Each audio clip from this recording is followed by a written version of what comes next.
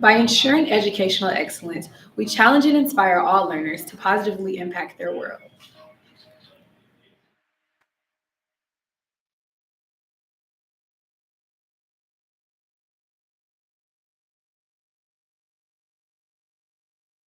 General meeting. We are located behind, well, today in the Groves Little Theater, but we are usually located in the EAC right behind Groves. My name is Gloria Schlooney, and I have the honor and the privilege of being the BPS Board of Education President. Before we get started, however, I would like to take a moment of silence for all those who tragically were gunned down just hours ago by yet another school shooter. Jen, if you could please turn it. And now a moment of silence.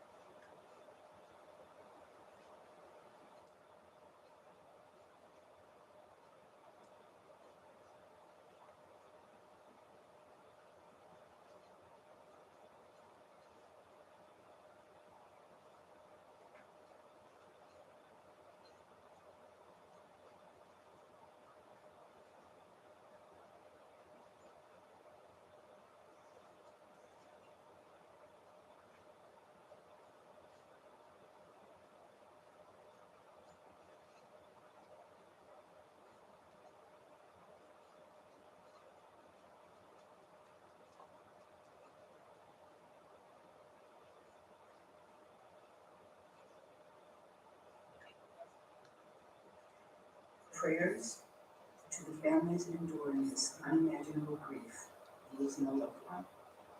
More prayers in hopes that they can receive the support they need to get through this. And with heavy hearts, we want to continue the meeting. Joan, would you please do roll call? Trustee Angelini, Present. Trustee Oppenhart, Trustee Joseph, Here. Trustee McKinney, Here. Trustee Grass, Here. Trustee Whitman, Present. and Trustee Young. Here, thank you. Well, this evening, we have, actually, can't believe we're drawing the school year to an end, but we have wonderful recognitions that we'd like to fit in before the school year runs out. So Dr. Roberson, if you please do us the honor with the recognitions. And by the way, there are many because we have outstanding students. Absolutely. I am excited. As you see, we have a full house. And I want to start with asking Principal Joanna McKinney from Bingham Farms to come to the podium, please. Who she will introduce Officer Goodrow. Good evening, members of the board. Thank you for taking that moment to honor the families. On that note, I'm very excited to be here tonight with Officer Goodrow, who we are honoring here tonight because we had the opportunity at Bingham Farms to form a very strong connection with our police liaison. And if you haven't had a moment to see the video we're going to show you, it encompasses what we believe is that strong partnership that you can have between community and school. Officer Goodrow not only was there for the safety part of what we know we need, both physical and that social emotional piece, but he also connected with our community, connected with our kids. Not only did he help us on 13 Mile Road, if you've ever been there at the start of school, but he wasn't just there in his car with the lights going. He had his vest out directing traffic at that minds of the safety for our students. But he also, once he was done there, would pull right through our drive, especially on bagel days, would come into our school, connect with our students, and I think emulated for our students what a positive relationship looks like between youth and our police force. And I'm proud that we're here today to show you what connection he made. And he had a wonderful opportunity for the last 10 weeks. He's been training at the Michigan State Academy, which he will graduate on Friday. And so he has had an advancement in his career, and I'm happy that we're able to take a moment to honor his connection to our community as he goes on professionally for him. So if you want to say a few words before we show the video. Thank you, board, and like I said, heavy hearts with what happened a few hours ago. Like I said, the past 10 weeks I've been training with Michigan State Police to become a state trooper, and like I said, I graduated this Friday.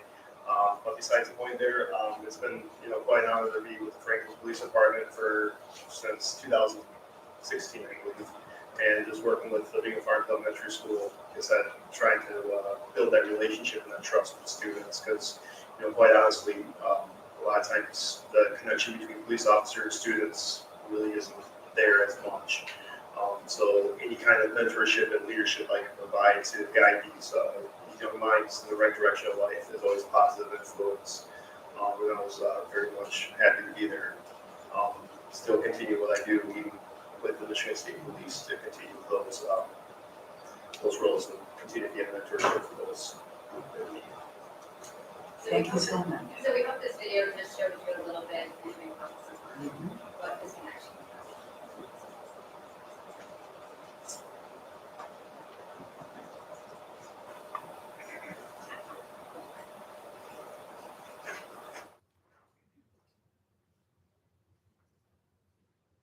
Officer Goodrow, thank you so much for everything you've done for the Bingham Farms community. We've appreciated.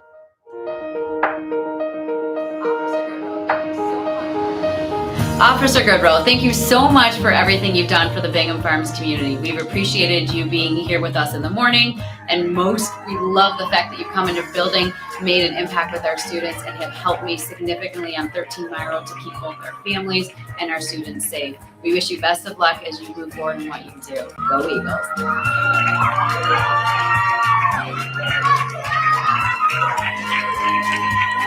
Thank you, Officer Goodrow. You're a great officer. You kept our school safe, and we'll miss you. Officer Goodrow, thank you so much for all of your support with the Bingham Farms school and community. We appreciate you, and good luck in your new job. Thank you, Officer Goodrow, for protecting our school. We'll miss you. Thank you for helping us out, keeping us safe, and keeping our traffic flowing freely. And congratulations, and be safe. Thank you for protecting our school. Thank you for being a good role model. Thank you so much for all you have done for our school and being a great role model for our kids. Be safe, and congratulations. Thank you again. Thank you, Officer Goodrow, for being a really good officer, and you protected our school, and you had a lot of fun with us, like playing soccer with us. We'll miss you.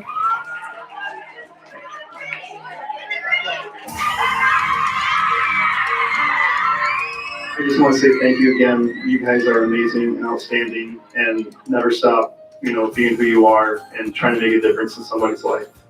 It doesn't matter how big or small, it always means something to somebody. So remember that when you guys grow up and get older, and try to see how many differences you can make and mentor others. So hope you're being the best, and maybe I'll see you guys next time. Take care.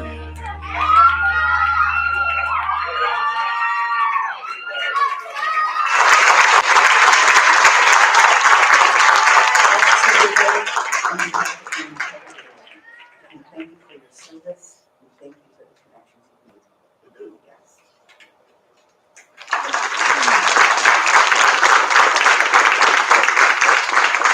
We want to make sure we just get a picture of Officer Goodrow, Principal McKinney, and I know that you have some people here from the Franklin Police Force. I know include the Chief of Police, Chief Roberts. You want to come up also?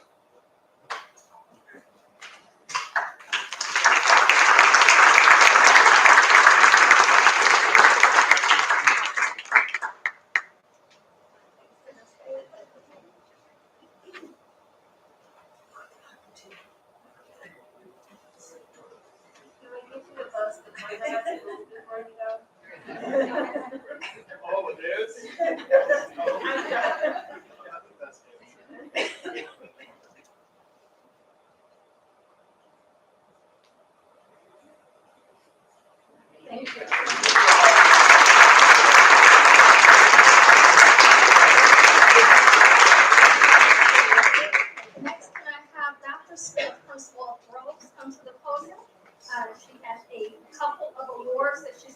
First for the National Awards for Community Service.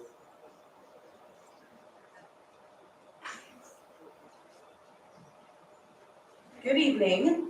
Groves High School is thrilled to announce that we have 2 students who are being recognized by the United Nations Association of the USA and interview in the 5th Annual National Community Service Impact Awards. This program, which is open to all U.S. high school students, has been designed to connect student community service activities, skill development, and personal commitment to the Sustainable Development Goals to transform our world. The Kroger Company is presenting the 3rd Annual Zero Hero Awards to students for taking action to help create communities that are free of hunger and waste. Michigan Community Service Commission is recognizing outstanding youth commitment to address community needs specifically in Michigan. And we have 2 students who have performed well over 100 hours of community service in these 2 areas with a recognition for a focus on zero hunger and zero waste. And those 2 students are Leah Milanini and Bailey Mingus.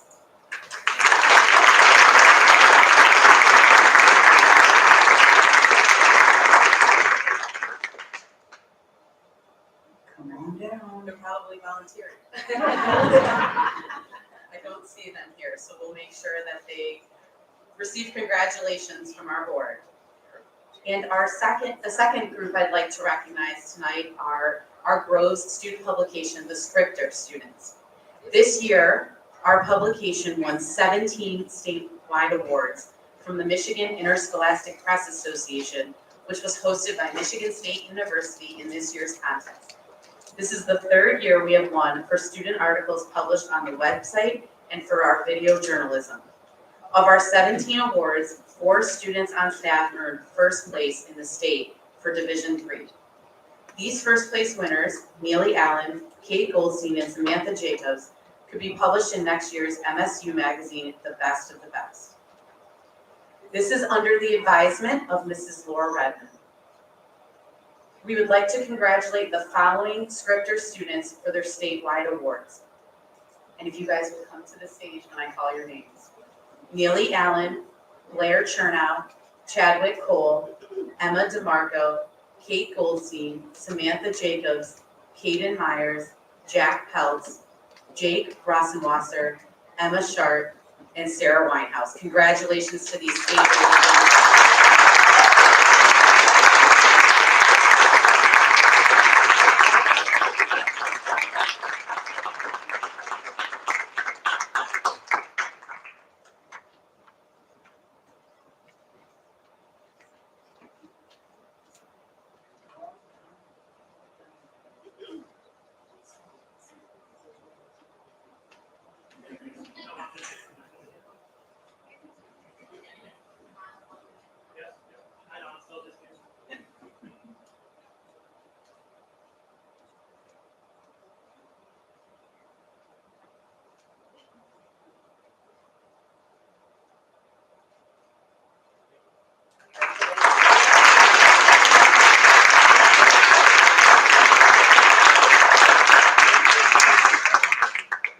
Next, if I can have Principal Hall from Seaholm and Courtney Bassett here to recognize some of our students who participated in that.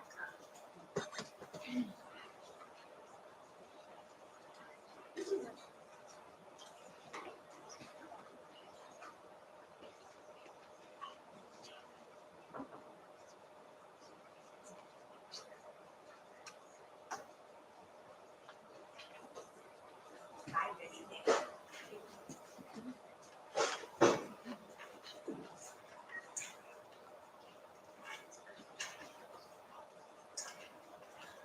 Hi, my name is Courtney Bassett. I'm representing BCS.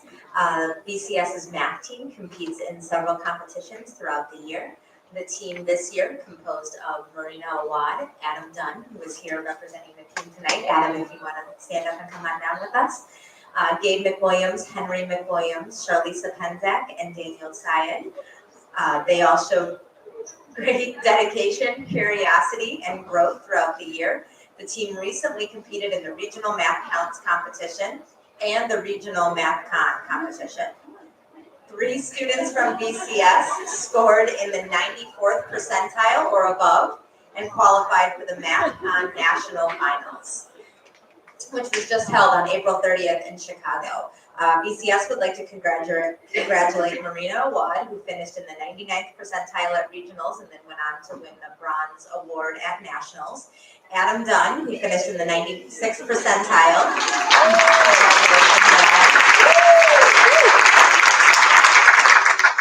And Gabe McWilliams, who was in the 94th percentile at regionals and then earned an honorable mention at nationals. And so thank you for your contributions this year.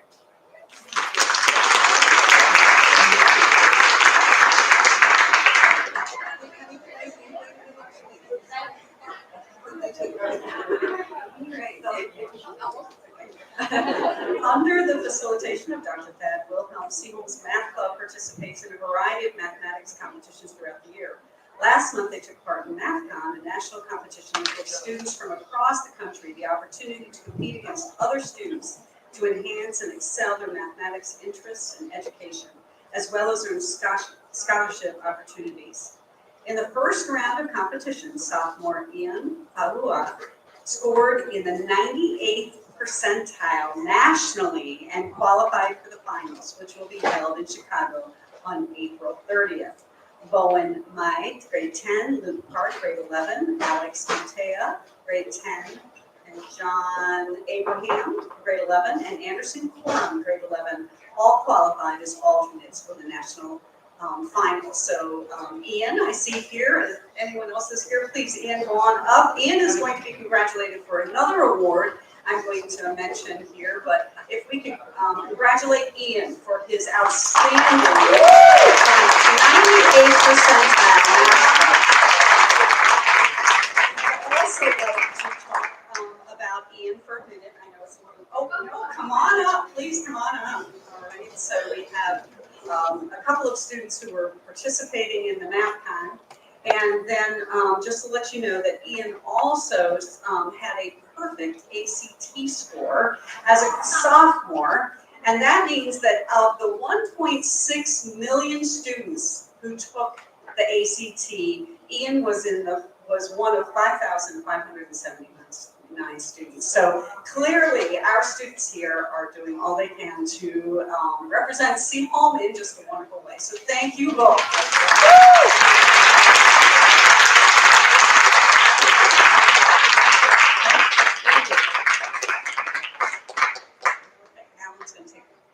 I'm sorry, take another picture. Congratulations. Really wonderful. Congratulations.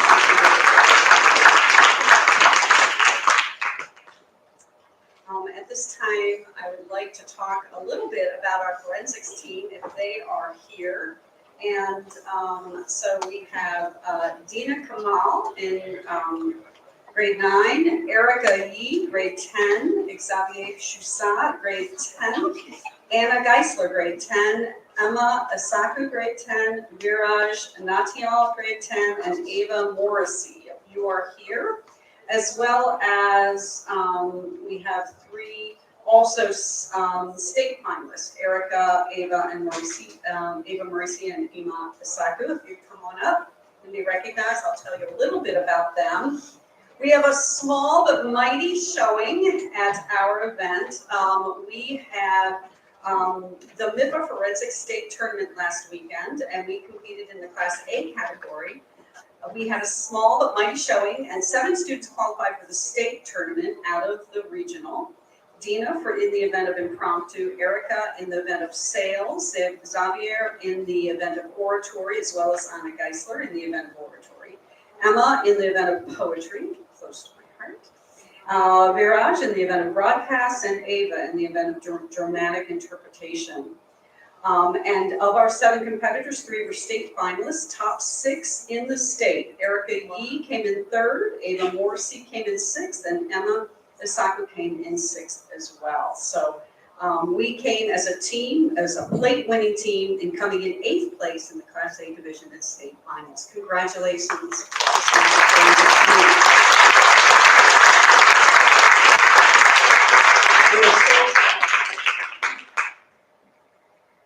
At this to call if, I'm gonna go a little bit out of order, and our DECA state winners, if the DECA team could come up, and I would ask that Haley Willick and Rob Yusko, our sponsors for our DECA team, are gonna come and tell you a little bit about these great students. So I'm gonna ask them to come on up, DECA.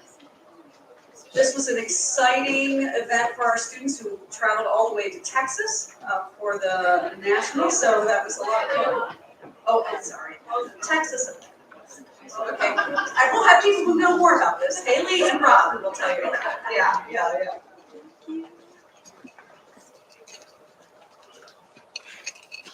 Hello, I'm Haley Willick. Rob Yusko. We teach business courses at City Home in the CTE department. These four students are representing our DECA club. DECA is a co-curricular competitive club that prepares emerging student leaders in the areas of marketing, finance, hospitality, and management in high schools all around the globe. In addition to local chapter activities, students can choose to compete in marketing and business-related competitions that begin at the district level and go all the way up to the international level. C-Home's DECA chapter has been growing over the last few years, and this year reached a few new levels that have not happened in several years in the district, so we're very proud. At the beginning of the year, C-Home had 35 competitors at our district competition, receiving 43 awards in total.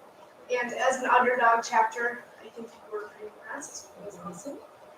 C-Home had 23 competitors move on to the state level, which is also a really big accomplishment. And then we had 19 awards.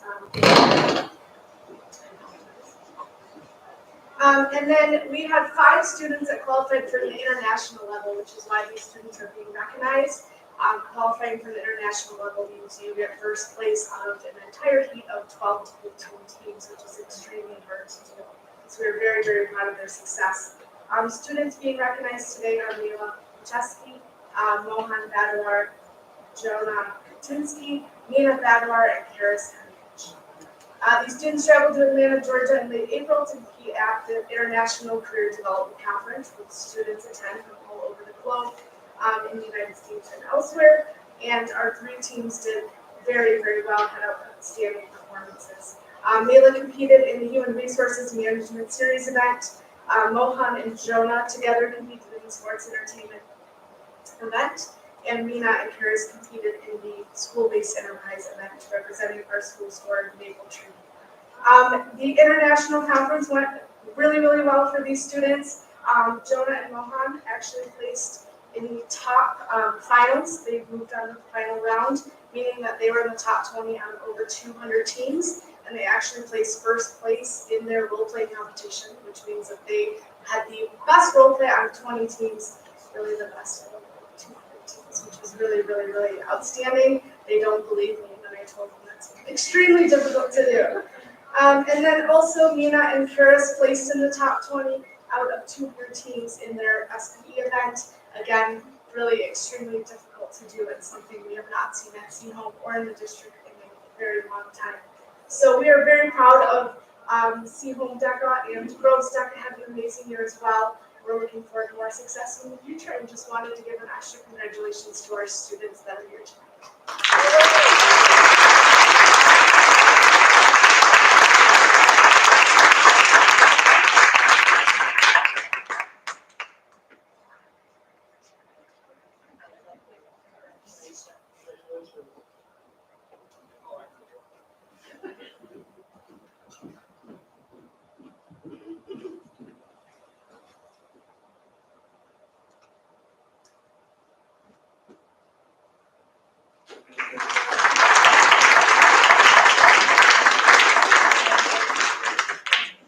And I'm going to ask if Margot Nardun is here today. Oh, there you are. Come on up. I'm really excited to mention this wonderful student here tonight.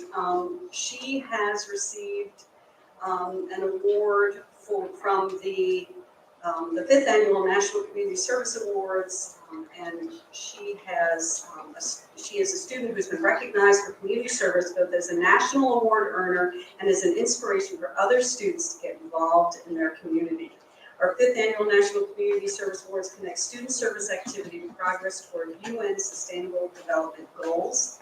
And they were adopted by the UN member states in 2015. They outlined 17 goals for a better world. This year, we have additional recognitions for students working towards zero hunger and zero waste. And Margot has been a phenomenal student working toward that goal. She has devoted 114 hours of community service and receives the Ambassador Award. And she does waste fishing. I mean, she goes into a boat and goes onto, the water, into rivers around our community and fishes out the waste. And I am so impressed with the amount of work that she has put into this, and she is well deserving of this award and more. And so, as a 10th grader, we are looking for all sorts of things that are coming in the future. But we are so proud that she's been recognized in the United Nations Associations of the United States of America. Congratulations.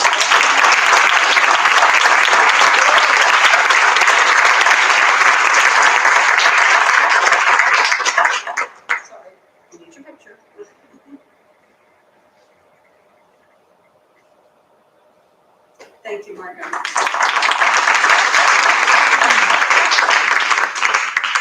And now I would like to call Bernie Sims, our robotics sponsor down here. Now, they were in Texas, I believe. So, okay, so there's, forgive me for getting the right state here. But Bernie, if you come down and we get our robotics students, our unified robotics team.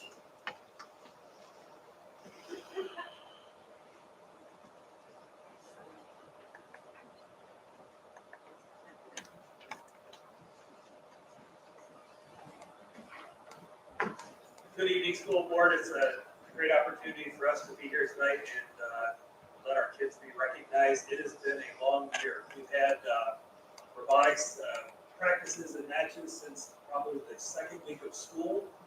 And then we just ended our season probably 2 weeks ago in Houston, Texas. And so these kids have met probably 12 to 15 hours a week since September, learning engineering skills, learning teamwork skills, having opportunities to meet with different engineering mentors, programming mentors, working with their teachers, gaining skills. One of the nice things about robotics, Hooper Robotics, which is our Oakland County competition, First Robotics, which is a national competition that we attend. The phrase we like to talk about is how everybody goes pro. It's not, everybody is able to become an engineer, become a technical person, become someone proficient in a manufacturing setting. It's not just getting first place. When we go to the competitions, one of the things that's very unique is that people work together. So you think about a basketball tournament or a football game, it's whoever wins and advances. But at these competitions we go to, kids work together and they learn skills, collaborating, and it's just really great to see. I talk about our kids and the opportunities they have in this, in the things we want to see, and we talk about what do people say about our kids? They talk about how helpful we are, how nice we are, how competent we are, and they're the kind of kids that that people want on their teams. I'll tell one fun story. I did bring the robot today with the kids to put on the stage. You can see it up there. Thanks, the one board member is absent. We took their spot. And then one of the interesting story that I was going to tell, and I was going to have Sawyer tell our 2 captains. We have a number of seniors up here, but the story.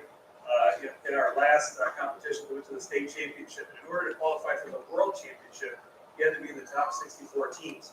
And so we were outside that number. And so our section of the tournament ended around 2 o'clock in the afternoon. We were supposed to find out at 6:30 at night whether we advanced to go to Houston. And all the way, we're scheduling airplane tickets and hotels and meals and all the logistics that are involved with going to Houston. And the person in charge is like, well, I think you might make it. And so, okay, we're in a holding pattern. We stay there for another 4 to 5 hours. 6:30 turns into 9:30. They flash the numbers on the screen to see if we're going to make it, and we didn't make it. And everybody's devastated. And so I go get the trailer. We go to load up the robot to take back to Birmingham. And then the lady calls on the phone, and she's like, there's a mistake. You guys are in. And so we did qualify. And talk about a great experience. I've never been to Houston. I don't know how many of my kids have. But having the chance to compete with teams all across the world, all across states, it's truly a championship. And so we finished in the top third of our division. We got to play with teams that are the best in the country. And we have some seniors who are graduating, and we'll be sad to see them go, but we're very happy for them. But we also had a number of underclassmen, freshmen, sophomores, and juniors who are coming back, and they'll be so much better for the experience, and so will our program. And so with that, thank you very much for letting us have your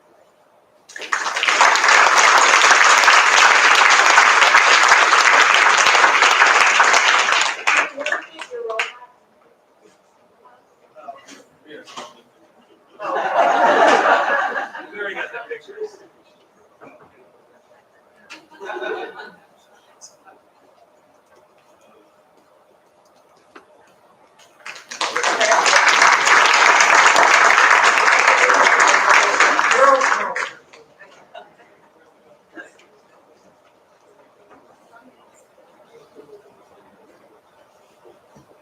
Marla, you want to come on up here, and Nick Karpinski. And Olivia, please come on up and come up on the stage. Olivia and Nick, you go on the stage, and Marla and I will. It's pretty exciting here tonight for Marla and me as we talk about Nick Karpinski, who is shared between Seaholm and High School, Seaholm and Derby Middle School for our orchestra teacher. And it's wonderful every year I get to go down into Nick's classroom and see the wonderful work that is done with him and his students, and I am continually amazed at both his instructional strength and his musical strength, and it's just been such a pleasure to observe that. It's those days when you're having a rough day at school and you go down into the music rooms and you just you feel again that joy that comes with teaching and learning and seeing students who are truly immersed in their craft, and watching Nick as he tunes every instrument known to man, which I still find amazing. As one of my favorite parts of observing him is watching him tune every single instrument, but then watching the students come alive under his direction. And this year we are thrilled to announce that Nick has been named the Teacher of the Year from the Michigan School Band and Orchestra Association in District 4, the Orchestra Teacher of the Year. So congratulations.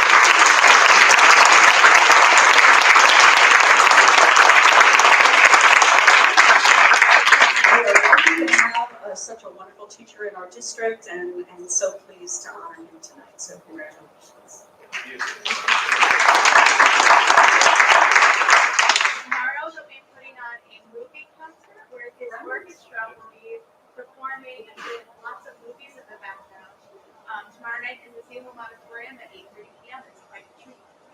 And this weekend, Nick and the Groves orchestra teacher are taking students and watching the Seaholm and Groves orchestras working together. Nick has been kind enough to send me pictures of them in their maroon and green coming together as they play. And so this weekend he's off to New York City along with the Groves orchestra teacher taking our students. So this is just a phenomenal program, and we are just so proud to have Nick and everyone working in that program. So thank you.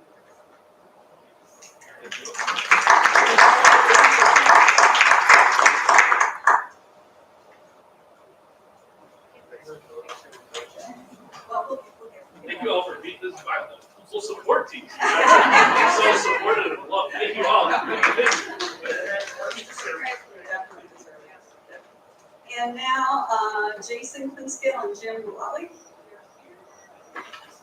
Jason, we have just the real honor of talking about some teachers in our buildings who were nominated for the Oakland County Teacher of the Year. And so would at Seaholm, Valeria Petrosi, Berkshire, Heather Gambone, and Pierce Aaron Tucker, please come up to the stage, and Jason and Jim, and he'll join me here.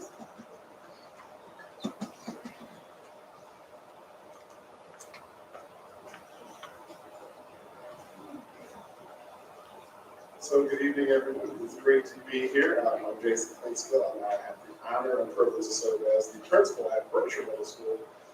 So Mrs. Heather Gambone, who is coming up on stage right now, who loves to be in the public spot. No anxiety issues, she's doing great. But in all seriousness, Heather has been just a really, really important and integral part of Berkshire Middle School. She's been teaching math at Berkshire and just supporting our students in so many ways. Whether it's teaching students that might need a little bit more extra assistance with our math lab students, as well as our college prep students, and even has helped our advanced students reach some new heights. Personally, not only as a principal and as an educator, but as a parent, I have seen her work. She has helped my son grow in his own ability to be a confident math student. When he came into Berkshire, probably not as confident about himself and his abilities, and now he's over at Grove. So a lot of that credit is due to Mrs. Gambone. She not only serves at Berkshire, but she's also an amazing volleyball coach at Seaman High School. And she also has reignited Berkshire's Character Education Committee, which really serves as a foundation for so much that we do at Berkshire Middle School, helping to create well-rounded students. So this is an honor and privilege to work with Mrs. Gambone, and I'm so proud of all we do. Thank you.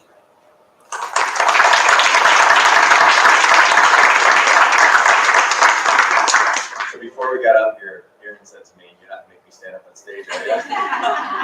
So I'm not, but they will. So he's up there, so I'll talk slow. No, I'm Jim Lawler, I'm the proud principal at Pierce Elementary School, and I'm here today to introduce Aaron Chalker, our elementary outstanding teacher for Birmingham Public Schools.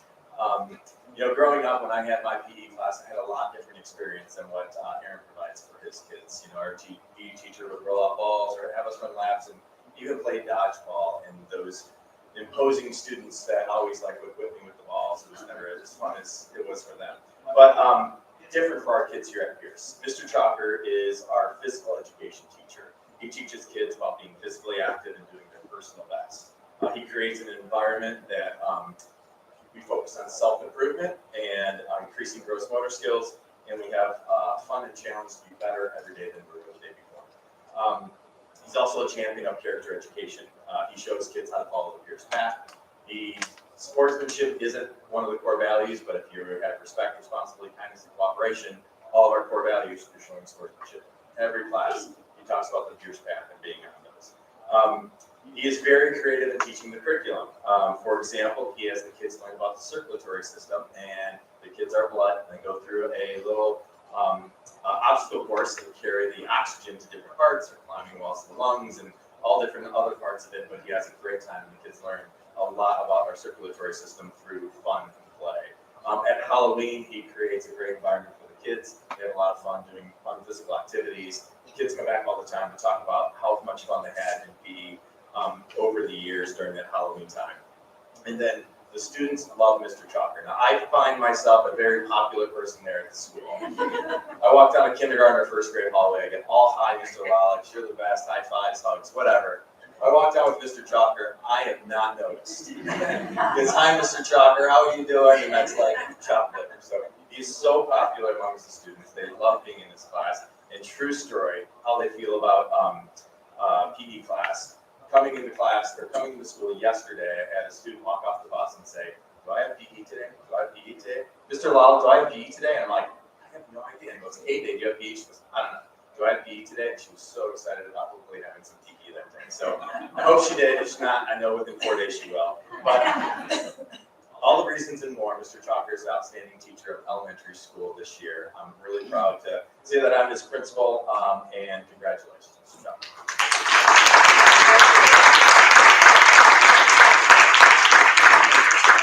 It's a pleasure to honor and introduce Mrs. Valeria Petrozzi to you as well as teacher of Muirfield High School.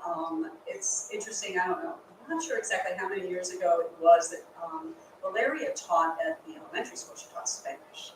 Her family is from Peru. She was born in Peru, and she is a native speaker of Spanish and did a wonderful job with it. But we found out at first, of course, when this is so snobbish that the high school, that there was an elementary Spanish teacher who wanted to come to the high school to teach English, I was like, what? And then I looked at her resume, and she's a graduate of Notre Dame and studied with a major in English, and of St. John's with a major in classical studies. And so she was more educated than I was, and so that was fun. Okay? And I absolutely have come to adore her, and what she has given to the students is more than her classical education, but her heart and her soul, because her students benefit so much from the conversations that she has about not just literature, but about what it means to be human, as you can see through literature as a reflection of who we are. So she challenges her students. She loves her students. Whether she's working with her AP students in literature and composition, or she's working with her academic lab students in the study of how to become better readers, she gives her all for the students of Seton Hall School, and I am proud to have her as a teacher in our building. So, as I am proud to have all three of these, so congratulations to all three of our Oakland County nominees.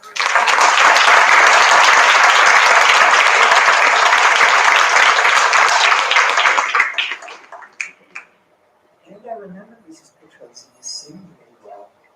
You gave the commencement speech about 4 years ago, and you sang Sam Cooke song at the end. I remember.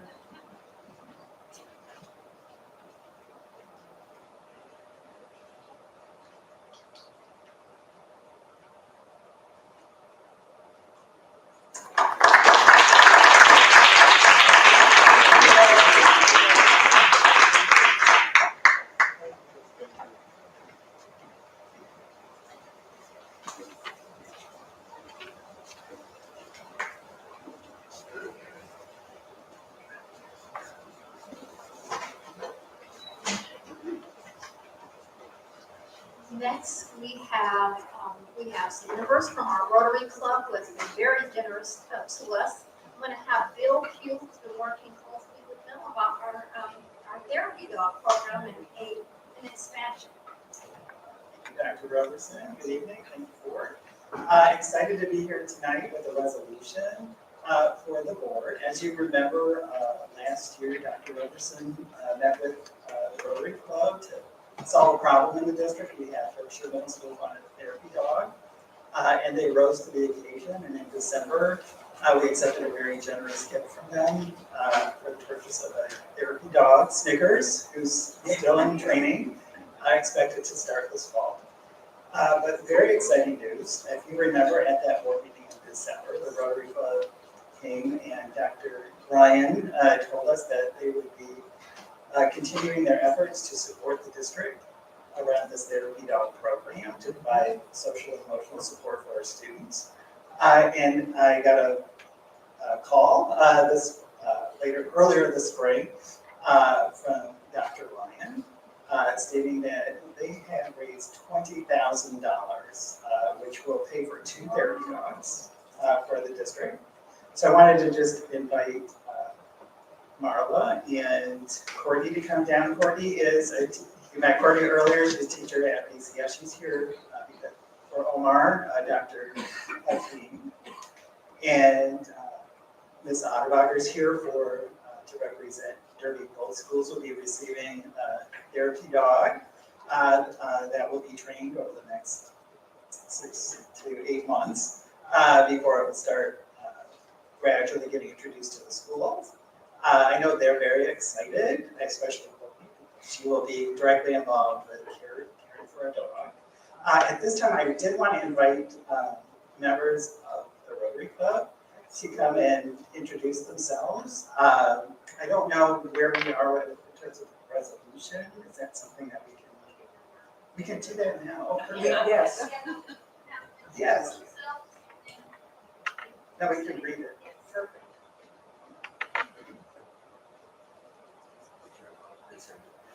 Yes, I'm Dan Ryan, and I'm the head of the Mental Health Committee at the Birmingham Rotary.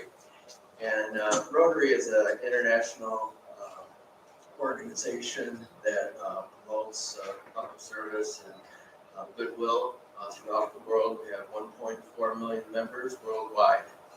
And we do a lot of efforts, as you know, eradicating polio.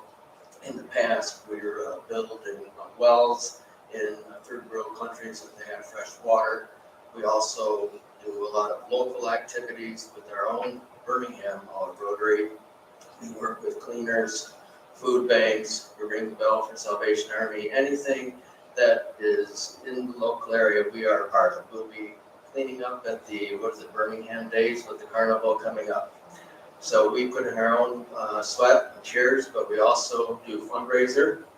And we had a fundraiser this year where we give out master raffle tickets, and we give a trip that's to the Masters for 2 people where they're flown privately down, and they get to watch 2 days of the Masters, overnight stay, and are flown back.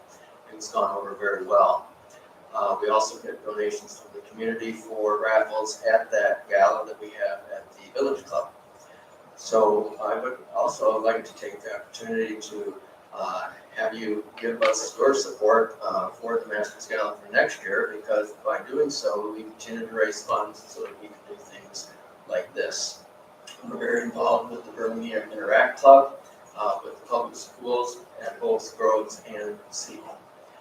Last year, we gave $8,000 towards Snickers, as was noted, and we have been given the initiative to work with mental health, and we had come up with a number of ideas before the pandemic started, and then things got even worse. And Dr. Roberson had met with a lot of people in the counseling department and the social work department, and the Therapy Dog program was put into place. And so Bill Pugh has worked very hard, and we've been texting and emailing a lot over the past, and so we've gotten the okay from the endowment board from Birmingham Rotary.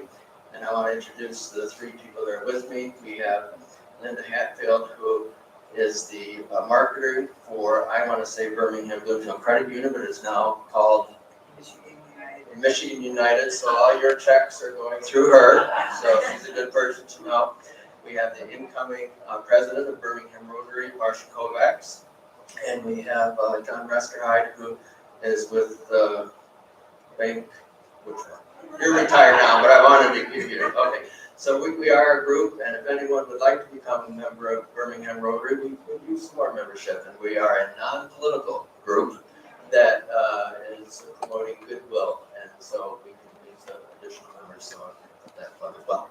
And so now I don't know if you need to take a resolution. I think you do. Now I would like to move forward for consideration to the board, Resolution 86, the acceptance of donation to the district from the Rotary Club of Birmingham. Trustees, can I get a motion on the floor? I move to accept the donation to the district of the Birmingham Rotary Club. I would like to second that motion. Joan, motion by Jen Grassley, by Luke Joseph.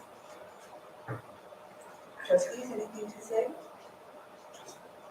I just want to say thank you. This is just marvelous. The kids love this program more than, anything they can get, any new toy, any new object, any new phone. This is great. So thank you so much for the partnership. We appreciate each and every one of you and all of the contributions. So now I'm going to ask trustees, all those in favor of moving Resolution 86 forward to accept the donation to the district from the Rotary Club of Birmingham, please raise your hand and say aye. Aye. Joan, please note the resolution passes 6-0. Thank you again.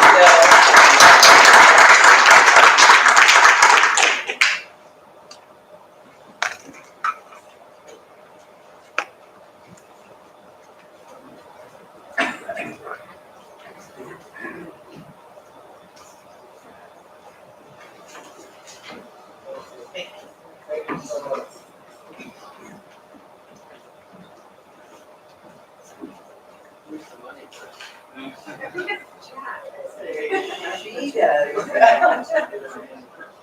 Right here, right here. Thank you.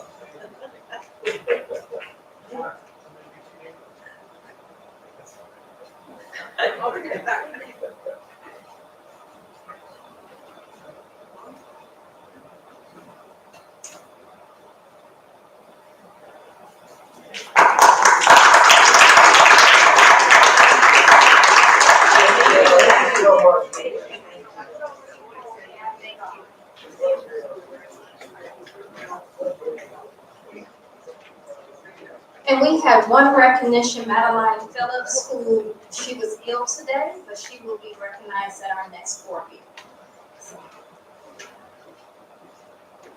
So I think that this is a good segue into a resolution that I would like the board to consider.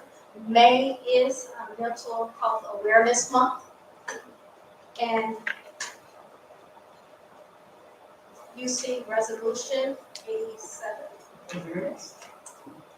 Says now therefore be it resolved that Oakland Community Health Network hereby recognizes May 2022 as Mental Health Awareness Month, and that OCHN calls upon our citizens, government agencies, public and private institutions, businesses, and schools to recommit our state to increasing awareness and understanding of mental illness and the need for appropriate and accessible services for all people with mental illnesses to promote recovery. And I think, again, our Therapy Dog program and other programs that we have within our school do highlight the need, the increased need for mental health within our schools. And I humbly ask the board to pass this resolution. Trustees, I'd like you to consider Resolution 87, and I'd like to move Resolution 87 forward. If I can get a motion to consider Resolution 87? I move that we approve Resolution 87 in recognition of mental health awareness. Second. Motion by Trustee McKinney, seconded by Trustee Young. Trustees, anything to say, any comments? Yes, I do. So I think the trustees know, I'm not sure if anyone in the audience knows, but I had a brother who died by suicide about 9 years ago. So mental health awareness month is very close and near and dear to my heart. And earlier this week, I think it was yesterday, I had an opportunity to listen to students present presentations on mental illness and suicide and a number of issues that are ailing the community. And so it's really difficult for me to see students struggling now. However, I'm encouraged that the stigma no longer exists that did years ago, because now people can talk about it openly. And so I'm really glad that this resolution is before us and that our district has provided more resources for students to access. Thank you, Trustee McKinney. Agreed. I totally agree with mental health awareness is very important to our society and to our students, and to have this recognition and to let people realize that we are on their team and we support them in every step with nothing but positive forwards. Trustees, all those in favor of moving Resolution 87, Mental Health Awareness Month for the month of May, please raise your hand and say aye. Aye. Joan, please note the resolution passes 6-0.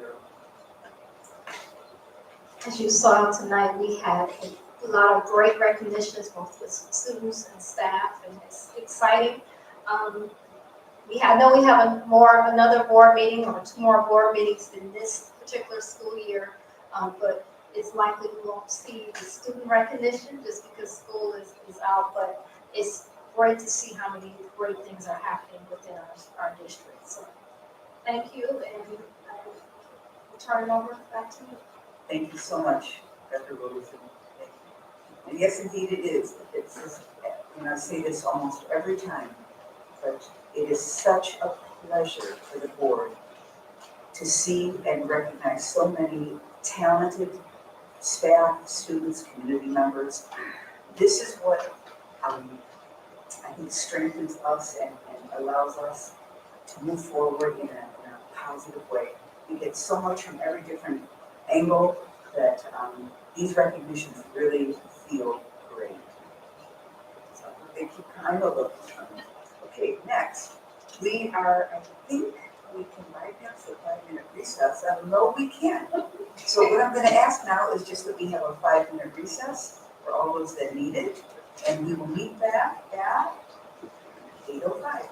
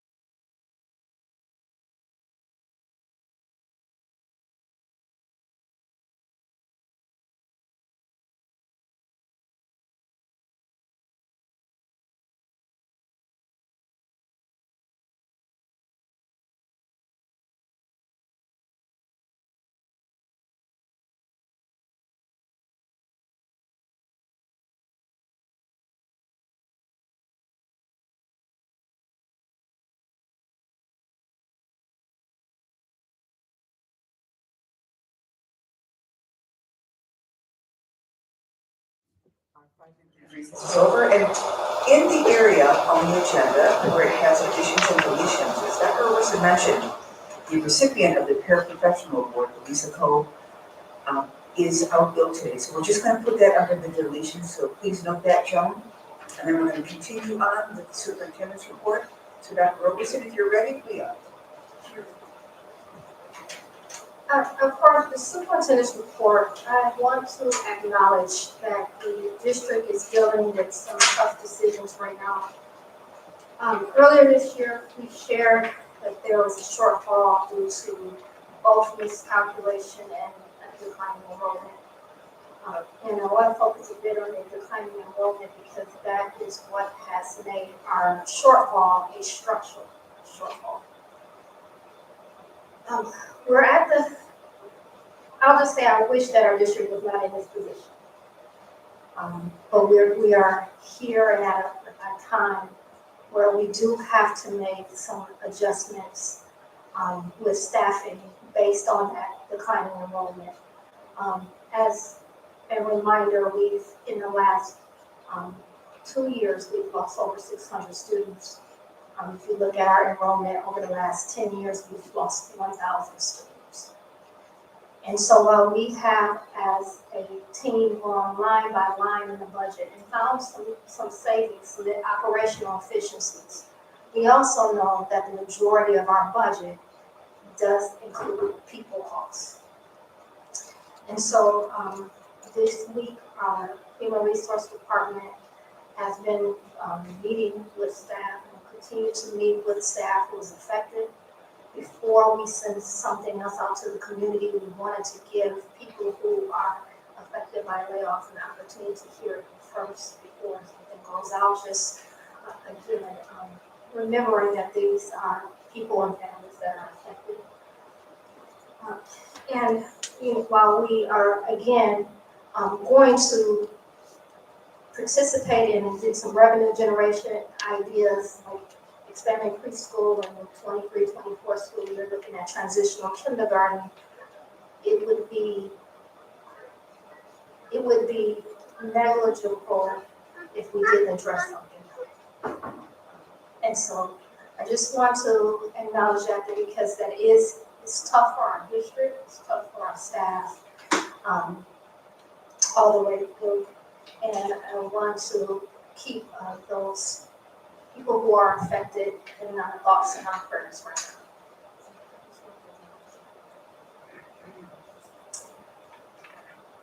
now. As well, I do want to share some good news in addition to the great things that you saw today and the great recognitions. We had our scholar ceremony, and for some of you who don't know what the scholar program is, it stands for School Community Helping Outstanding Learners Achieve Recognition by relieving their financial burden. And so the scholar committee very generously awarded both Rose and Seaholm students scholarships for them to start their post-secondary journey. But they also help students who are alumni of our district as they go through their college experience. So we had some students come back who are first year, second year students also receive scholarships. And then we also had one of our students who was a 4-year scholar recipient, Rose graduate, Sky, who just graduated in 4 years from Wayne State University, had a full ride to get her doctorate at MSU for psychology. And she was also the commencement speaker at Wayne State with Stevie Wonder. So she came and spoke to our students and gave them some encouragement, and so that was great. Yesterday, I had the opportunity to participate in the Reflections Banquet, and the Reflections program is hosted by our PTA, and it is it really gives kind of celebration to the arts within our schools. And so their theme for this past year was I Can Change the World, and we had actually 3 students who were also national winners. So Ava, Sophia, and Grace, so they from both Rose, Seaholm, and BCS. So that was fun yesterday. Thursday, we'll be going to the International Academy graduation. So that's our first graduation of the school year. And then also yesterday, during the day, the Rotary Club, they didn't talk about this, but the Rotary Club gave scholarships to some of our students, again, at Groves and Seaholm yesterday during the day. The students did a presentation about the Interact Club and the partnership between the Interact students at Groves and Seaholm and the Rotary Club. And I mean, all year, almost every month, they're doing some type of community service for, whether it's in Detroit and Pontiac, here in Birmingham. And so that was really good to see. And then at the end, they gave scholarships to some of the students in the program. So, and then shout out to Miss Bean at Bingham Farm. So I got to read to her class this morning, first grade.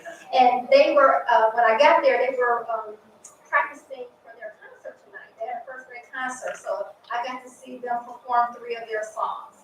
And they told me that they wanted to make sure that I forget the third one, that I felt welcome, loved. I can't remember the third one. And we're checking in to make sure you feel like that before you leave our classroom. So it was so cute. So shout out to Miss Deem and the work that she's doing over at Thank you. Well, next, trustees, we have our board comments. Oh, excuse me. We have a deputy superintendent report. Mr. Lindbergh, if you'd like to step up. Good evening, President Angelini and members of the board. Tonight, we'd like to recognize several of our best and thank you for your support for the Galileo Institute for Teacher Leadership. Ladies, if you come on up. The Galileo Institute for Teacher Leadership is dedicated to improving the learning of all students, elevating the education profession, and enhancing leadership skills of teachers, and fulfilling the vital role of public education in achieving a civil, prosperous, and democratic society. Commitment to the concept of developing teacher leaders into defining the teacher leadership is why it's so important, is at the heart of this institute. The teachers who are proud alumni of this program have made a profound impact on our school district. This year's graduates are Aaron Gallagher, Erica Newmeyer, and Jennifer Stoller. So please come on up.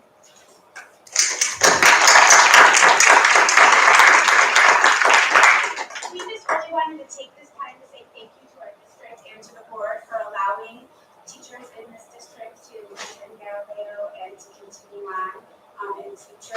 It has really been a life-changing experience, and we're very grateful. Yeah, so we just want to say thank you, and we're looking forward to connecting with the new leaders in the district and continuing on working on our project that we were working on, and just kind of building up this group of leaders within the district. So thank you. Thank you so much. More comments. Erin Pembroke Elementary is not here tonight. She's ill tonight. Erica's at Groves High School and Jennifer is at Beverly. And we have a great video we're going to show you that really represents the best of what teachers experience at Galileo. In addition to our graduates, we also have selected 4 teachers in our next cohort of Galileo scholars, and that's Scott Keegan at Harlan Elementary School, Leslie Martin at Seaholm High School, Michelle McNulty at Birmingham Covington School, and Andrea Yakima at Horton Elementary School. So, Jennifer, you have the video from that Jim produced. Thank you.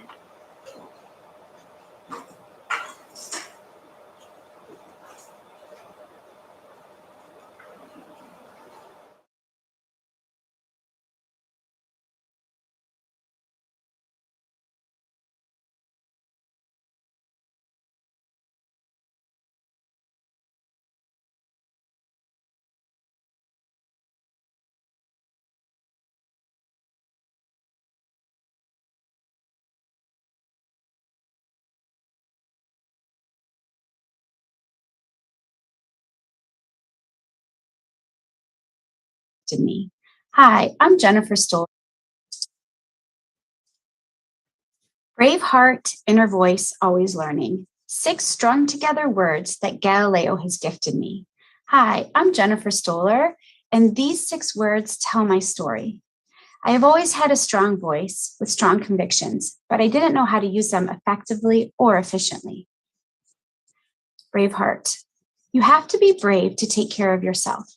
Galileo has helped me understand that. It started with the 7 habits, and although I had this learning 20 years ago, I was a completely different person. And since then, I have had many paradigm shifts. I have grown a family, a career, and myself. So relearning the 7 habits to the person I am today has made me brave. You have to be brave to listen and seek understanding, especially when it is something that does not fit into your paradigm. Learning how to be curious and not furious has had such a positive impact on my own well-being as well as my career. You have to be brave to value each other's differences and to realize that conflict sometimes needs to happen in order for growth to happen. You have to be brave to build and mend relationships by having positive intent and being able to reframe. Reframing liberates us because it is our mindset that often holds us back. And if we can reframe our mindset, then we are limitless. Inner voice. The quote, "Be careful how you talk to yourself because you are listening," is so powerful. I have known this, but never really lived it. Galileo has opened my eyes and given me a new perspective on talking to myself. That voice in my head, that voice, it is constantly telling me, what if you just turn it up 1 more degree? What can you accomplish? Or just turn it up 1 more degree. You can get through this. The 83-page 4x4 book, 212, The Extra Degree by Sam Parker, has changed me. It gives me perspective and motivation when things are easy, but especially when things are hard. Reading The Happiness Advantage by Shawn Achor has also helped me talk to myself in a different way. Learning how happiness breeds success and not the other way around was a big shift in thinking for me. Chapter 2 talked about how we cannot change reality, but we can use our brains and how we process the world, which will change how we react. The statement connects to reframing, using that extra degree. I am constantly using my inner voice to help me process my reality with more gratitude, empathy, vulnerability, and grace, so I can rise above my circumstances. Always learning. Galileo came into my life at a time when I was feeling like I needed more. I was contemplating going back to school for higher education degree, but wasn't sure how I would make that happen just yet. There have been so many things that have built my capacity for my work life and my home life. 2 major ideas that stuck out to me are learning how design thinking can create change within a system and learning from Carolyn McAnders from her facilitation moves. Carolyn has given me a gift to have a mindset of looking at groups and thinking about how they can be and not necessarily how they are right now. Using this positive mindset, as well as paraphrasing techniques, has really made me understand that it is really not about you or me, and to seek to understand and be curious. And that is what's going to create the change and lift the group. Brave heart, inner voice, always learning will grow to mean more and more to me as time passes on. I'm so grateful for the strong foundation that Galileo has given me. Thank you so much, and bravo, congratulations. Next, we are moving on to board comments and requests. Trustees, are you good up for any good comments? I would just like to congratulate Rhodes High School on their first career day. I think it was about a week ago or so. I had an opportunity to stop in, and they had over 30 professionals presenting to the students. And my student was in a class, and he learned something new about 2 careers that he never had thought of, and he actually was, telling me all about the experience. And so it was nice to see the students engaged, and I'm just looking forward to more career days in the future. And I know that Seacoast has theirs scheduled for tomorrow. So I'm excited about that. And I believe there were about 600 students at Rhodes who were impacted by career day. So I just want to say thanks for that. And then again, yesterday, it was really nice to see seniors presenting, I guess, like a capstone project where they identified a topic that they wanted to discuss, and it included a number of things, but they had to provide supporting data for their presentations and offer a solution for it as well. So it was really nice to see how developed in how deep our students are going about their learning and being able to present it to outsiders like us as board trustees. Your opportunity. Anyone else? Thank you. Just wanted to echo what you said. As I was learning about how proud we are of all the recipients of all these awards. Just an honor to this makes my job so much more fun and proud to be part of the community like that. And also just to recognize all the teachers, especially on the awards that they've received. I just can't say enough. And thank you to every single teacher in our district. You've done a good job. Thank you. Trustees, anything else? Now that I'm going to the public comment section of our agenda. And because of Birmingham Board of Education values public meetings, not just meetings in public, we welcome public comment on school issues. Most comments can be concisely stated in 3 minutes, and the board respectfully asks that comments remain focused on the topic or issue and not on specific personnel. We welcome your comments, but we cannot discuss nor debate items that are not on the agenda. When asked to discuss non-agenda items, we can share facts, but not engage in discussion. We need to follow the laws regarding public comment notice on issues and be aware that other community members may have interest in a topic, but without proper notice may not be present to contribute. So with that, I'd like our first public comment speaker to come on up. Bob Saad.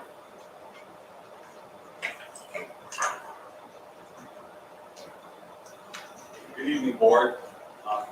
Jen, do you have a 30-second one? Yes. Okay, give me a flash. I'm gonna depart from my usual. I gave the board 4 pages of examples here. I'm not gonna read through all that, but I just wanna take a couple of spots in it. And this is about today, the 2 curricula that we're gonna do. We're probably gonna vote in the affirmative for pilot programs for the 2 curricula. And that's really to my disappointment, because these 2 curricula have a lot of non-math for math, have a lot of non-math in them. And I don't know how many on the board actually looked at the curriculum and went through them. The public had some time to do that, but not a lot of time, and maybe you had more. And the public really, the community feels like that's what the board should do. Especially like somebody like Lori, who's got all this 30 years of experience. They look to you and say, I really want Lori to look through that stuff. And then maybe others as well. But, I don't know if you do this or not, but I'm encouraging you, at least if not for this curriculum, but for the next ones, really dig in and review the curriculum as board members. This is what the community expects from you. They don't really want you to delegate that to the curriculum committee and that sort of thing. They want to know that you look at this stuff. I just want to read a couple of examples. So, and these are downloaded both from the iReady site and the Learn Zillion site. So the first one here is from lesson 18, grade 7, lesson 18 from iReady in mathematics. So this is what the teacher is supposed to do in this particular lesson. Ask the students to share their stories about Purim, the Purim holiday.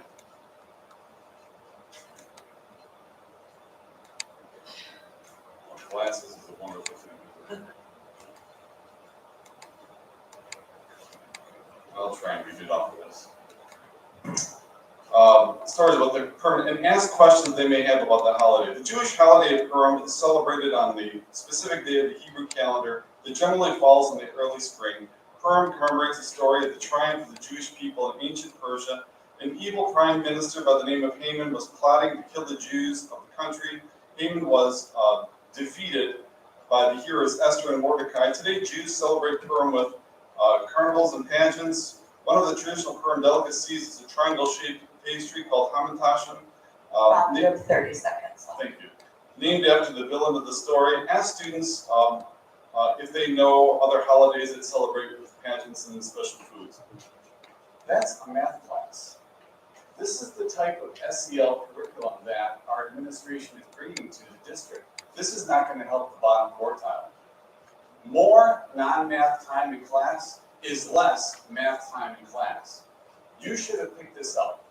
We as community members expect you to pick this up, even if the curriculum folks don't. Thank you, Mr. Sapp. Thanks, Jen, appreciate it.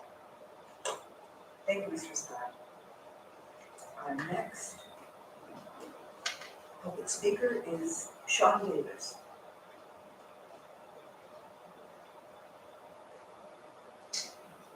Sean Davis.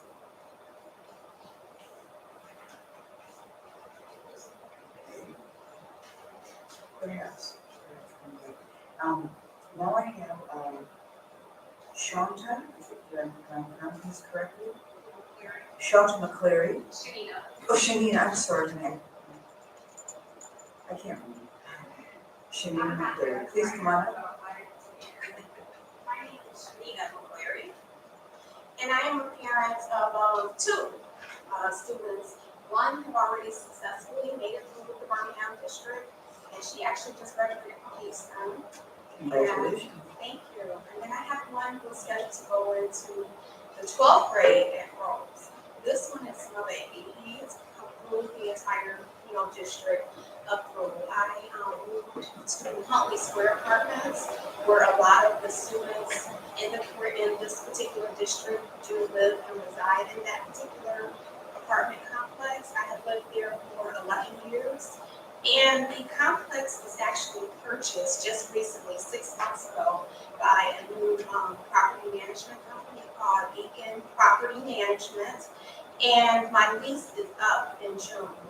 I just received my renewal, and they are increasing my rent $437 more per month.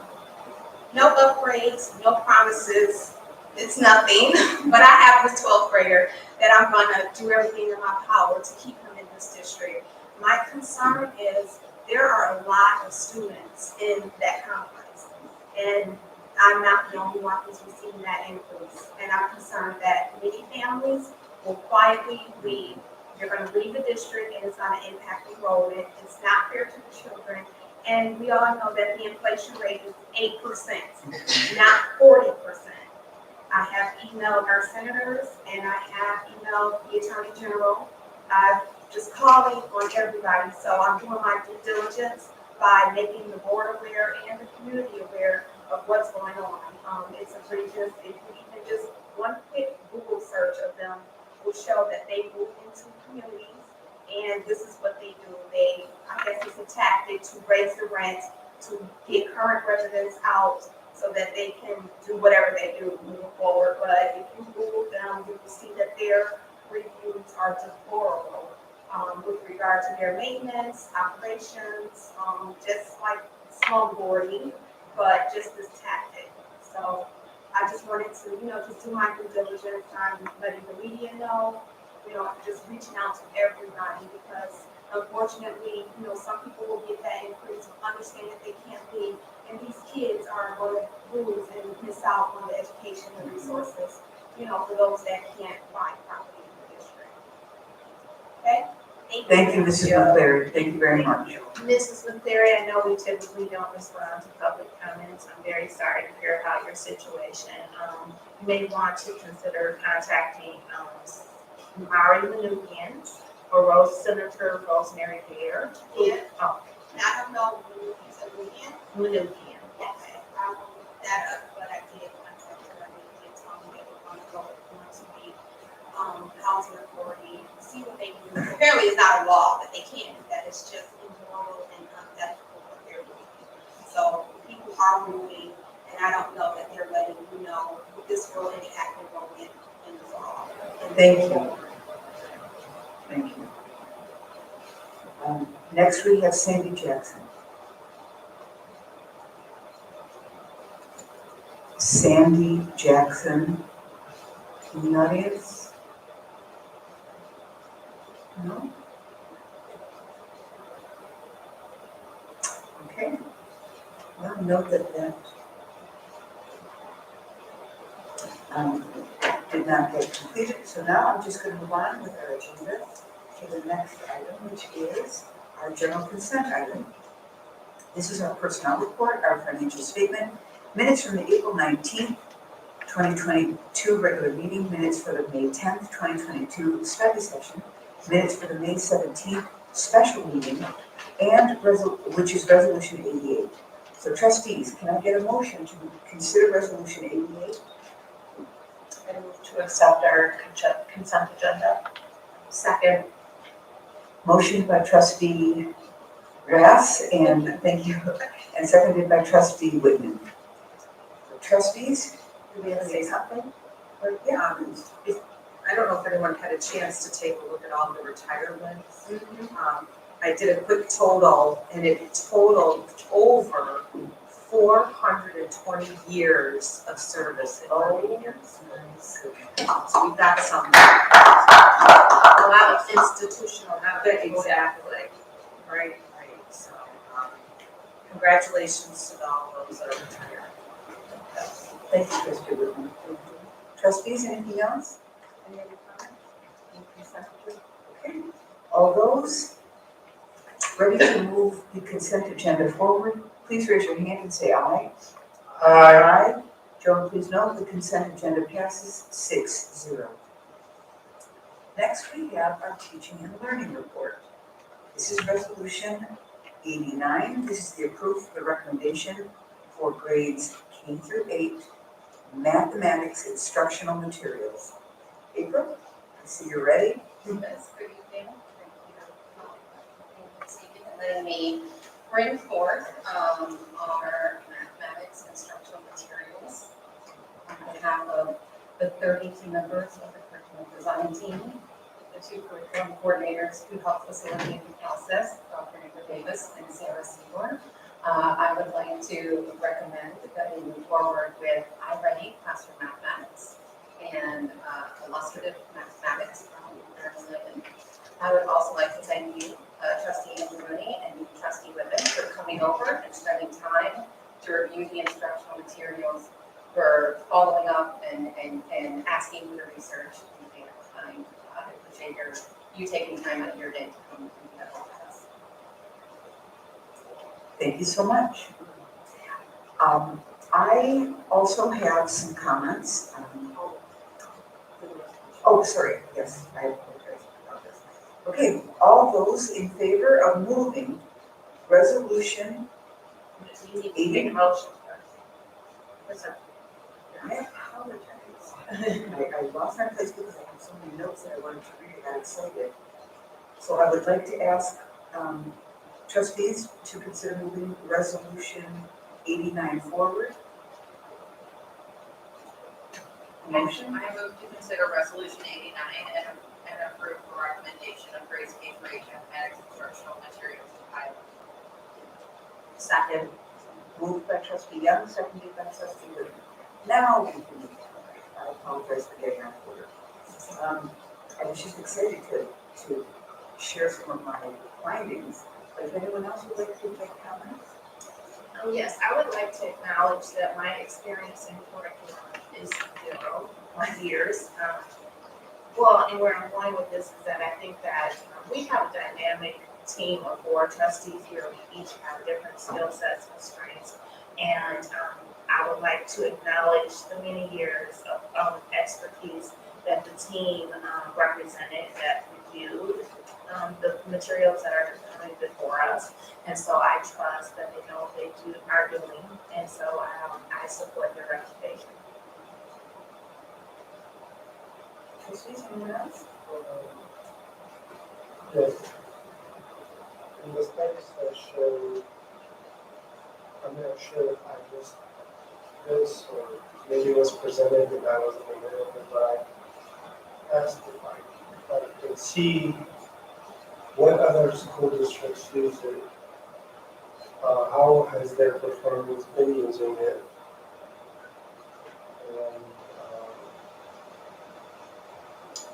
compared to the other curriculum that we're not moving forward, I guess. Just to compare and contrast and kind of some kind of like a simple, I like simplicity, you know, just want to see one slide, I don't need like a thesis paper or something. I haven't received it myself. If other trustees received it, I haven't received it. I did provide, we have done multiple school districts that have been curriculums in the board update following our study session. I don't know, there were several links, and, you know, I want to make a correction too, I said that I don't have zero, I mean, I don't have experience in curriculum, but I think that as trustees, it's our responsibility to ask the right questions, and I think that during the study session, we did that, we asked a number of questions, and there were resources provided based on our success with those tools. Yes. They trusted McKinney, that's right. Right. Well, I guess I missed that, so I missed.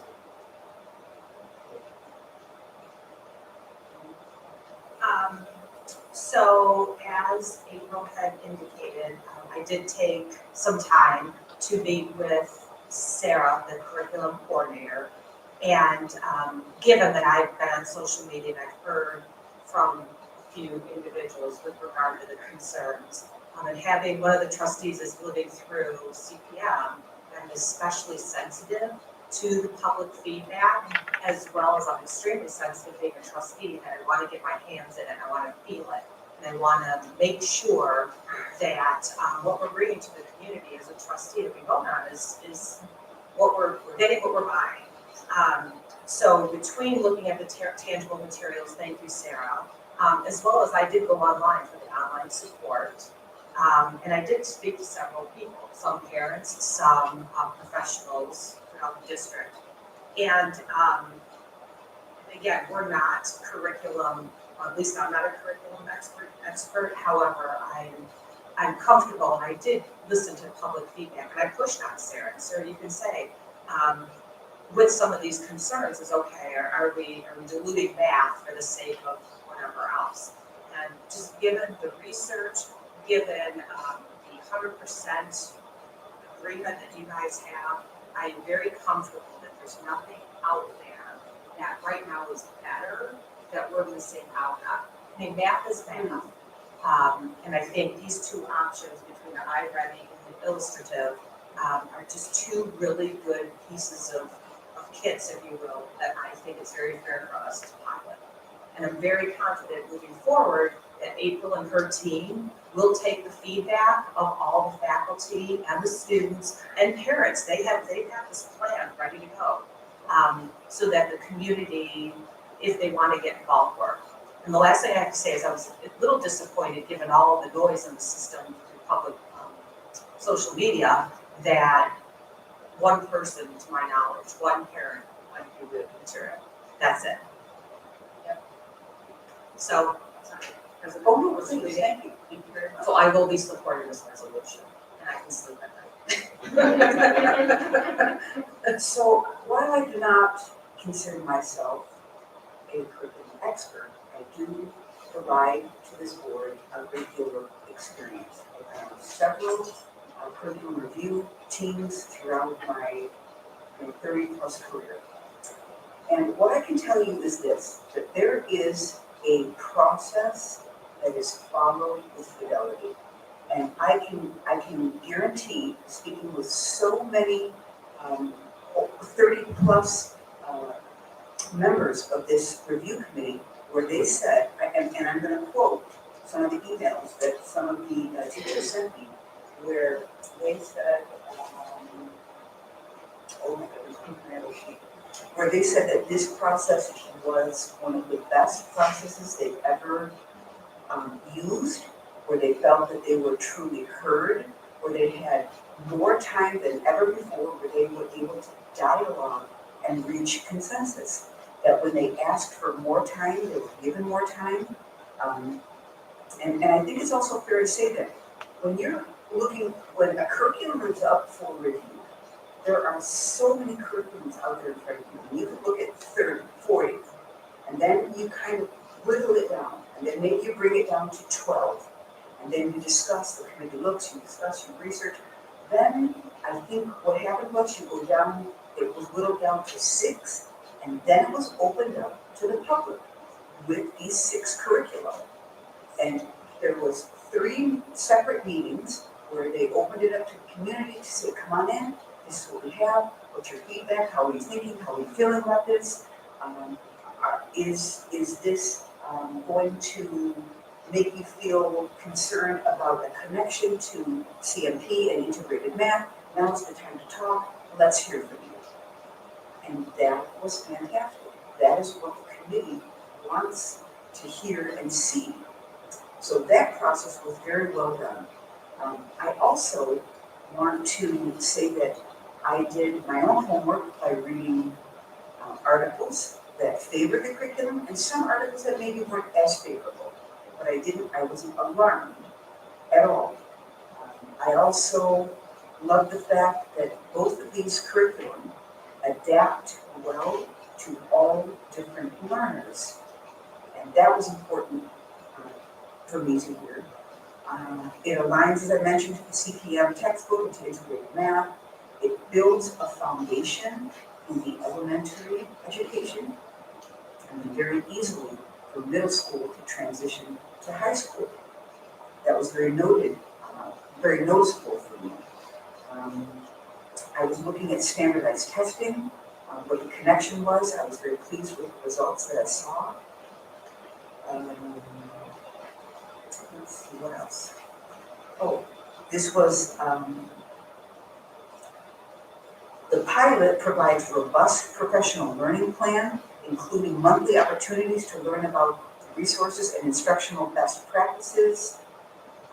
There is pre-curriculum review, which looks at instructional shifts. I had a lot of notes, and they just kind of confirmed that I would like to move this resolution forward with these 2 pilots. I am very keen that I believe the community did have opportunity for feedback and for input, and that I am going to recommend that we do move this curriculum forward. And I enjoyed looking at materials and speaking with Amber and Sarah and April. All of your work made me feel even more confident. So I thank you and the curriculum coordinators for all of the hard work you put behind this. Thank you very much. Trustees, any other comments? With that, I am going to ask that we vote on Resolution 89, which is the approval for the recommendation of grades K through 8 mathematics instructional materials. All those in favor of moving this resolution forward, please raise your hand and say aye. Aye. Joan, please note that resolution passes 6-0. Thank you very much. Thank you. Next week, we have our business. Next, we have our business services report. Under business service reports, we have resolution 90, the authorization of the operating tax rates. We have resolution 91, acceptance of the donation to the district from Chapel's Food Services. We have resolution 92, open schools ISD budget approval or disapproval. And we have resolution 93, the purchase of furniture from current contracts for bond projects at Steve Home Lincoln Street Alternative. The next resolution is resolution 94, the purchase of furniture from current contracts for bond projects at Bingham Park Elementary School, which is the playground equipment. So, can I meet, oh, you're already there. Great. Ready to start? Yes, good evening, everyone. The first item on the agenda under my section is the resolution for the approval of the L4029. I was able to secure additional external validation from Howard Heidemann at the Michigan Department of Treasury that I believe was shared with you, that this is an accurate calculation for our homestead millage, and I know we've had issues with that in the past, so I just wanted to gain that extra level of confidence for the board to see that not only did I look at the calculation, but so did our district attorney, Joe Crowley, and we also had Howard Heidemann from the Michigan Department of Treasury to also review my numbers as well. And I just wanted to emphasize to the community that they will be receiving at least a mill decrease in their homestead millage property tax for the coming school year as a result of over levying in the previous year. So that millage rate now is 4.9631, whereas last year that was over 6 mills when it was levied. So I just wanted to provide that level of confidence to the board that this is accurate, and I'm recommending that the board approve the L4029 this evening.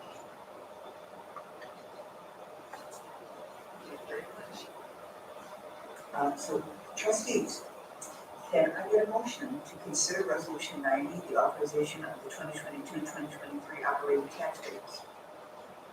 I move to consider resolution 98, 22-23 operating tax rate. Second. Moved by trustee Young, seconded by trustee Rance. And I open this resolution to trustees for comment or questions. Dr. Christiner, am I saying it right? Yes. That was my own motion.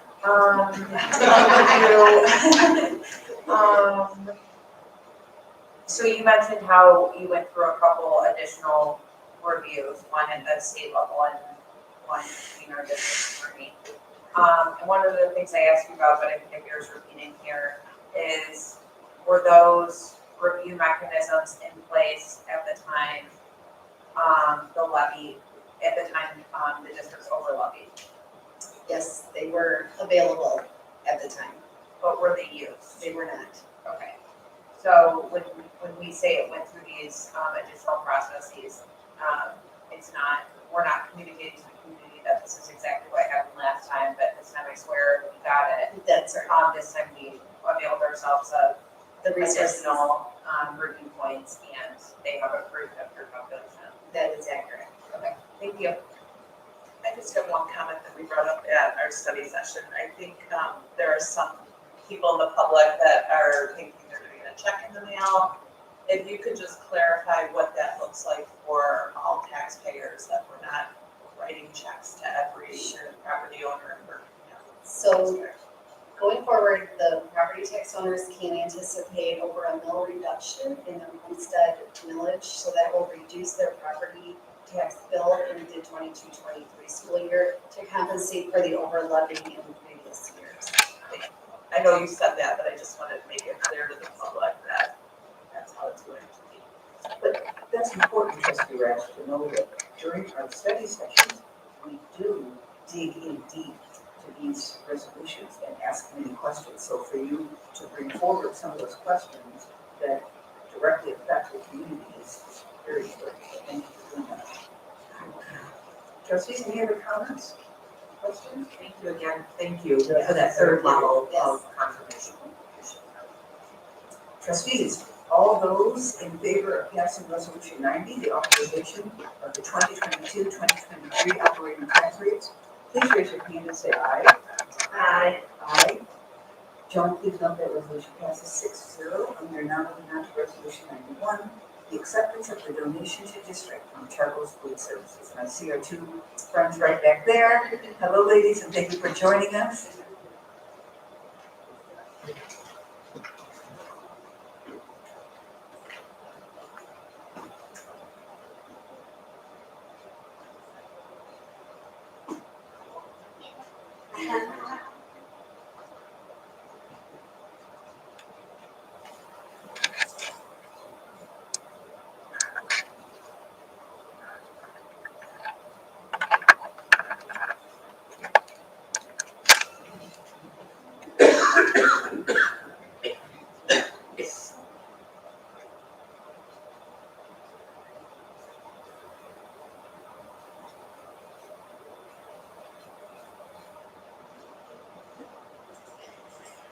Good evening, trustees and central leadership team.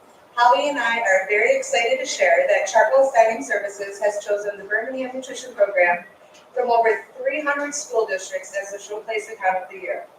Therefore, Chartwell's would like to donate a renovation to the Groves and Derby cafes with a total budget of over $111,000 for this project. Holly and I discussed bond projects in our Michigan Department of Education spend down plans and chose Groves and Derby's as our renovation sites. Here is the Groves High School with an open concept.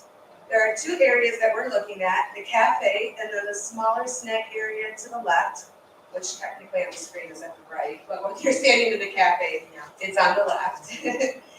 With that said, we collectively selected the market concept at Groves High School. The market design is inspired by outdoor eateries and farmers markets and bringing an outdoor feel to an indoor space. With this concept, you will see earthy colors and fresh fruit and vegetable vinyl graphics. There is a good visual for the review process, but not the full renderings at this point, but they do show the colors and the placements. You can see like that vinyl wall with all the fruit, it's gonna bring a bright pop into the cafe. The items circled in red are included in our scope of plans. They are broken into three main areas: painting and new graphics at the entrance to the cafe, as well as the snack area. There will also be new ceiling grids, concept signs, and vinyl wraps on all of our counter fronts. Our second school is Derby Middle School. It is also an open concept with two main service points. The space is a little dated, and we really wanted to get rid of the yellows. The two pictures on the left side are of the service area and the entrance where the cash stands are located. The photos on the right show the windows on both sides and the back wall space. Again, with local being such an important part of our culture within Birmingham, the market concept was selected, playing off the existing brick, bringing in wood tones, chalkboard signage, as well as more fruit and vegetable vinyl graphics. We've gone completely away from the yellow counterfronts and added pops of color within the dining space. Items included in our Chartwell's donation will include painting the tile in the main service area and dining area. A pear green and slate blue for accent colors will transform the space. All graphics are included, as well as the ceiling grids and vinyl wraps on the service lines and the cashier stands. We are excited about the Chartwell's donation and are asking for the Board of Education's approval for this donation for Resolution 91, the acceptance of the donation to the Birmingham School District from Chartwell's Dining Services. This is unbelievable. This is quite generous and beautiful. Thank you. I'm very impressed. Thank you.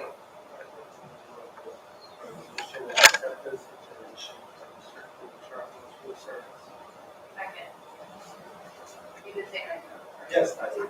Yes, you do. Okay, Motion made by trustee Joseph, seconded by trustee Young. Staff or trustees, open it up to discussion, comments, compliments, thank yous, and letters of I was just gonna say, we're used to you bringing samples. Right. Or when can we do lunch again? You're always welcome to lunch. And also we demand a private lunch. You are always welcome. I will say Mark and I have been dining a lot together lately, so you're always welcome to come have lunch Sure, with us. Marcus. Dude, this is such an upgrade. It is such a huge upgrade. It looks like you can walk into a food court. Yeah. And you know what it does? It makes the kids feel like they're just not at school, but someplace where they can just kind of take their learning hat off and put on their, eating hat and things for the eyes and tummy. Yeah, that is, I will say that's one of the reasons why we chose Groves too, is because with the open campus, we do have a lot of students who leave to go out to eat. And so we're trying to keep them in the schools to generate revenue for Birmingham. So we're hoping that this helps keep a little more students in the building during lunchtime. Very pleasant, atmosphere, and I thank you so much for choosing us. Thank you.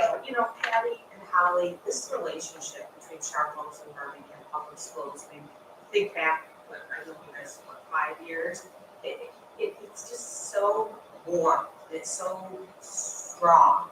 And pre-COVID, going through COVID, you and your organization just continues to blow my mind. So thank you for the kids. I mean, that's why we're here for the kids, and you guys continually raise the bar. So thank you. Thank you. Thank We are definitely here for the kids.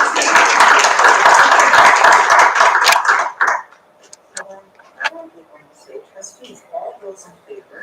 Oh yeah, now we're going to. This is the important part. All those in favor of moving resolution 91, the acceptance of the donation to our district from School Services from Patty and Polly. Please raise your hand and say aye. Joan, that passes unanimously.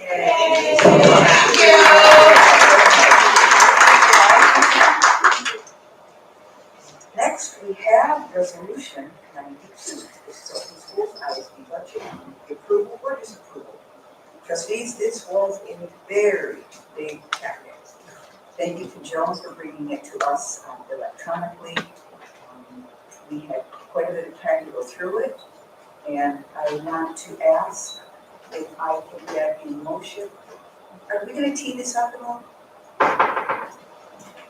Well, the board has had an opportunity to look at the budget actually over the last month, and this is for the Oakland ISD budget. Sorry, I didn't see you said it, but That's fine. We're just still trying to all figure out how we work together. Go ahead. Yeah, so I was just gonna say that, if you recall, our Oakland ISD supports all of the school districts within Oakland County. They provide supports in a variety of ways from, curriculum department, our NERPS, for instance, is paid for by Oakland schools. And so, this budget would just be to continue to support the Oakland ISD, who in turn support us as the school district. So trustees, can I get a motion to consider resolution 92, open schools ISD budget approval or disapproval? I move to consider resolution 92, Oakland Schools ISD budget approval or disapproval. Second. Motion by trustee Young, seconded by trustee Brass. Trustees, we open it up for discussion. That was a pretty big document. I think it's 299 pages, something like that. Does anybody have any comments or questions? Okay, let's take it to vote. All those in favor of moving resolution 92 forward, please raise your hand and say aye. Aye. Aye. Joan, please note it passes 6-0. Resolution 93, this is the purchase of furniture from current contract for the bond projects at Seahome, Lucan Street, Assembly. Scott, you gonna tee us up or just hear 4 questions? Yes and no. So the furniture, we have 2 furnitures tonight, one for Lincoln Street and one for Pierce. We have not previously discussed those, so we're hoping we could have a discussion and vote on those. And then the other one would be the playground equipment, which we didn't discuss at the previous study session. Okay, then let me put the motion on the floor and then we'll discuss. Trustees, can I get a motion to consider resolution 93?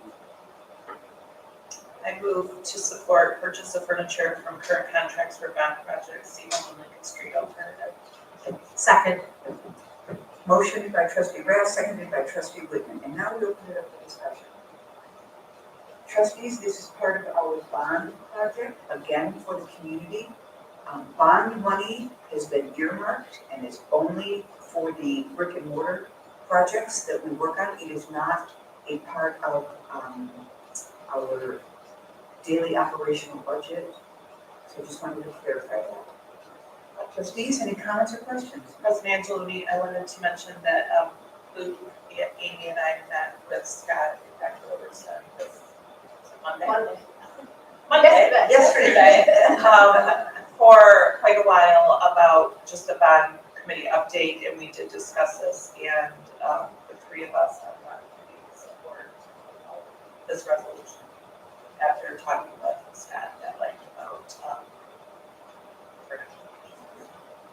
Yeah, I concur with that.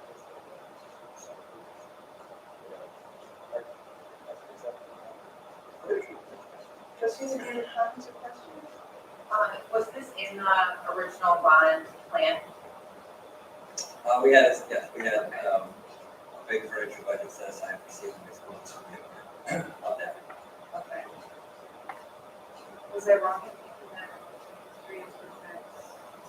So Lincoln Street, was not parsed out as a separate school, because Seahome, Seahome, Principal Hall worked with, David Brooks to see what Lincoln Street is.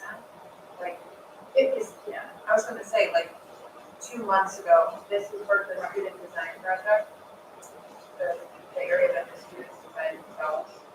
Well, no, but this part is the furniture that is now, just overall furniture down in their area. Okay. Yeah, if I may, I just some clarity. So if you recall, there was no TV studio in the basement of Seaholm. As part of Seaholm's renovation, when we did the council space, et cetera, we renovated that, converted it into 3 separate rooms. This proposal here is to provide furniture for those spaces. So these are already renovated areas that we're gonna provide furniture. No, I mean, I love this. I think this is fantastic, and just how your letter says it's going to allow for, various types of learning, in the innovation lab. I think that's wonderful. I'm really excited for that. It's long overdue for like. Yes, yes. Amen to that. Trustees, anything else? Okay, let's take it to a vote. All those in favor of moving resolution 93 to purchase furniture from current contract for bond project for Seaholm Lincoln Street alternatives, please raise your hand and say aye. Aye. Shown that resolution passes 6-0, and we're now moving on to resolution number 94, which is the purchase of furniture from the current contract from our bond projects for Bingham Farms Elementary School. This is the playground equipment. Now, this we've talked about before, but trustees, can I get a motion to consider resolution 94? I move to purchase furniture from our current contract for bond projects, to purchase elementary school playground equipment for Bingham Farms. I second that motion. Motion by trustee Rath, seconded by trustee Joseph. So now we open it up for discussion. Scott, did you want to make any comments or tee it up? Maybe just some perspective. So again, this is really just for purchasing the equipment. We have a bid out on the streets right now, that's actually due on Thursday currently, for the installation of it, as well as all of the other things that go along with building a playground for Bingham Farms. So this is really a portion of it. We're looking forward to getting this stuff on order. In fact, we gave Bingham Farms and Principal McKinney's 4 different concepts today. They wanted to see some different color combinations of the equipment.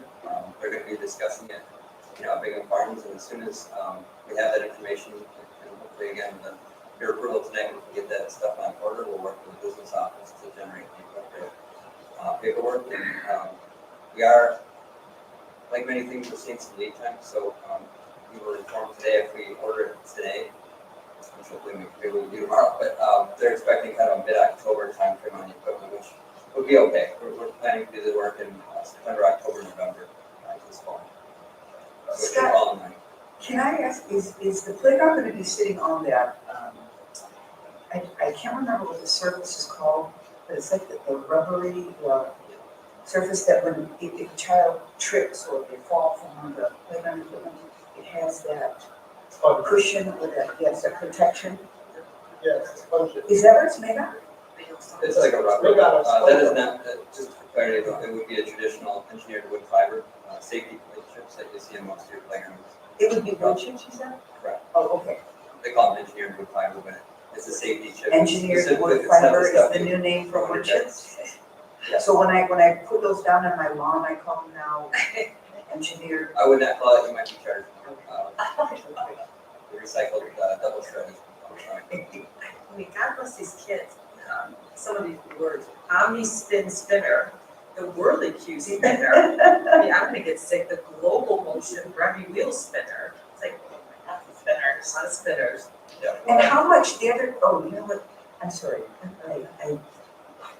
this question just popped into my mind. I wanted to ask, how many square feet is the actual playground? That's a fair question. I don't have the answer for it. The playground will be broken into 3 areas. We have kind of a lower L, an upper L. That was my next question. And then we have kind of a blending area in between where it's kind of a transition zone. Yeah, exactly. And we'll have, it's generally going in the same area as the current one, so kind of in that northwest corner of the site. So it'll be new blacktop, new sidewalks that go around it. There'll be some fenced in area, a lower area for supervision. Again, all this equipment with the big names, and, but I don't have the exact score. And this was one of the proposals that hadn't been before the board yet.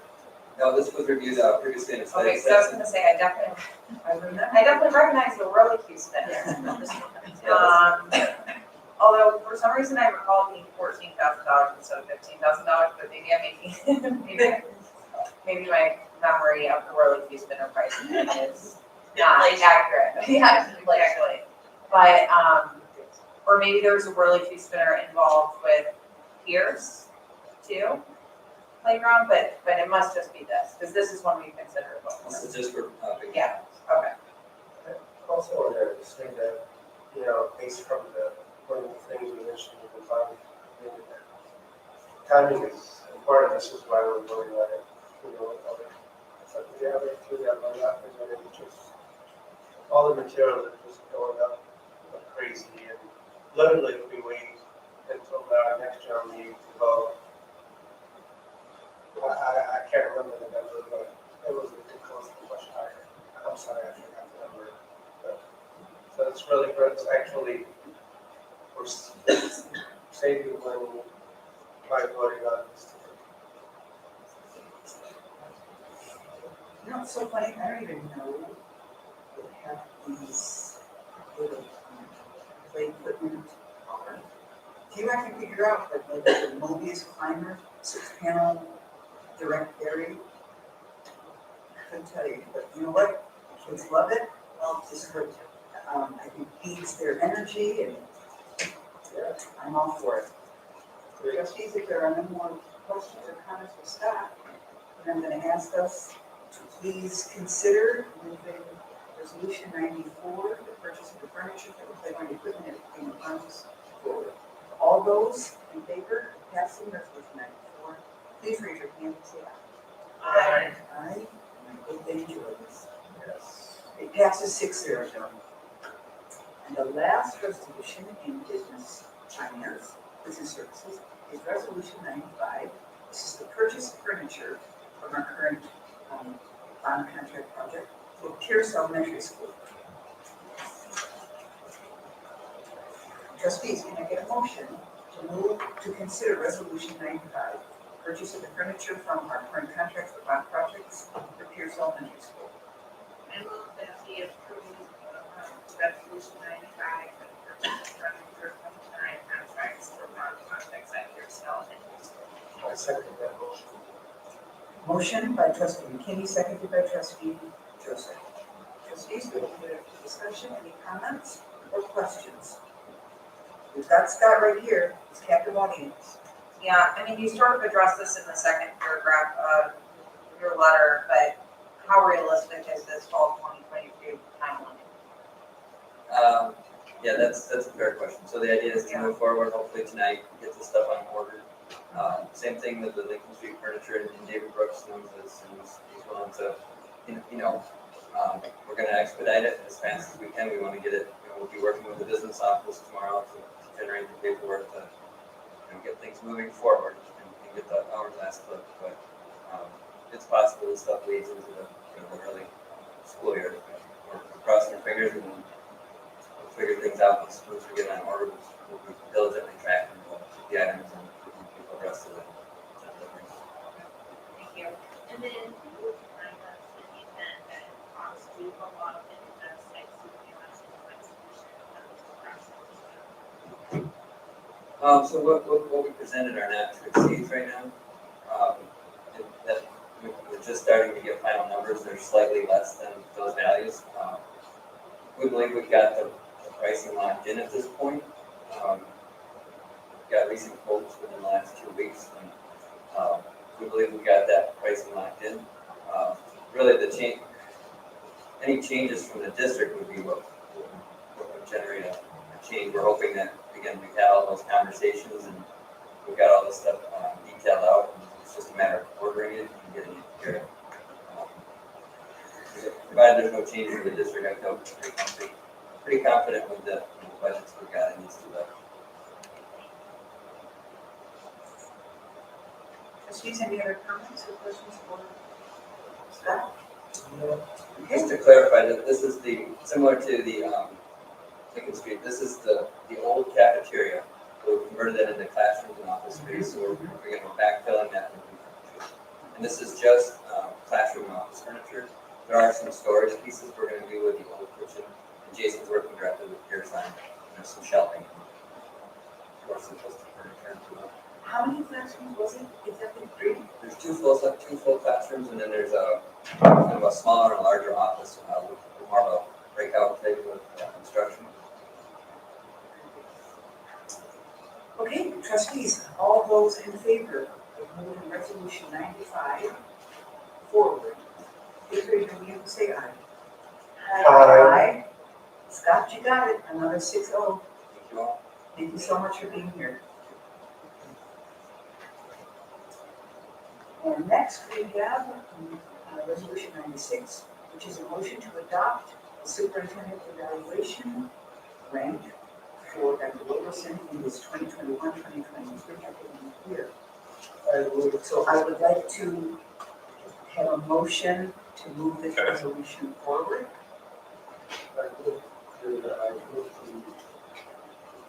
Move resolution number 96 forward, the motion to adopt the superintendent evaluation rank 2021-2022 academic year. Second. Motion by trustee Joseph, seconded by trustee Young.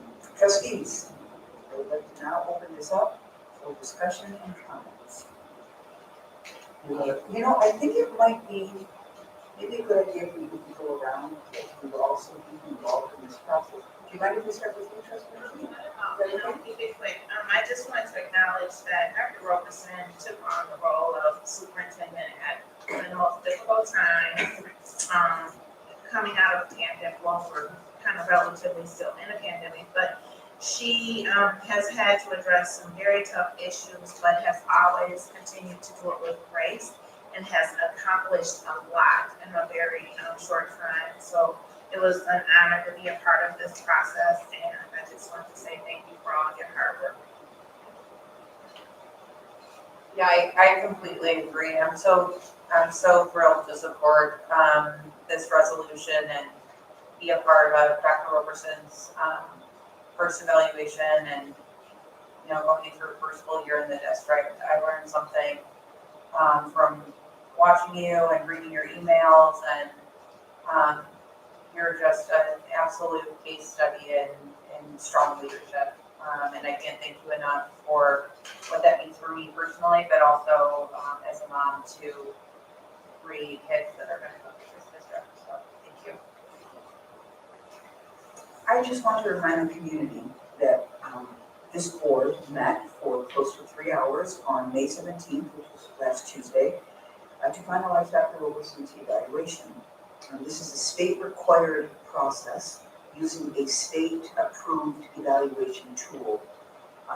The Board of Education holds a retreat where Superintendent Roberson would look at the components of this tool and then set her goals, and we discuss and present them to us. And this is like there are 2 to 3 check-ins during the whole year, and that was just one of them. And I wanted to say that this tool is very detailed and comprised of 6 components. 1 is visionary leadership, 2 is policy and governance, 3 is instructional leadership, 4 is communications and community relations, 5 is organizational management, and 6 is professionalism and ethics. And then the final evaluation, which we reached consensus on, was that last Tuesday. And I want to say that the BOE came together as a body, reaching full consensus to rank Dr. Roberson as highly effective for this past school year, 2021-2022. I want to thank the board for the work that was involved, the trustees that came prepared. This is a long process, a very important process. It is giving the superintendent the validation, the confidence, the strength, the courage, the support in which to move forward for the next year. I want to thank Dr. Wilkerson for your, you will text and email at 1 o'clock in the morning, which I will give you a frowning face for, but take the information. You work tirelessly this week. I thank you for the challenges you faced and coming out of them so remarkably. And I just feel that the district leader to have you as the leader in this community. So thank you so much. So now this on the broken record. Given my HR background, I feel feedback is extremely important, not just once a year. There's one word I could describe after walking out of the whole process of the 3 hours is energized. It was just so energizing to walk out, and Dr. Robeson did a phenomenal job of documenting her goals in the beginning, but also specific examples and talking about what she had actually accomplished during this pretty crazy year. I feel that we have a great solid platform for next year, given where her vision is and where her direction is.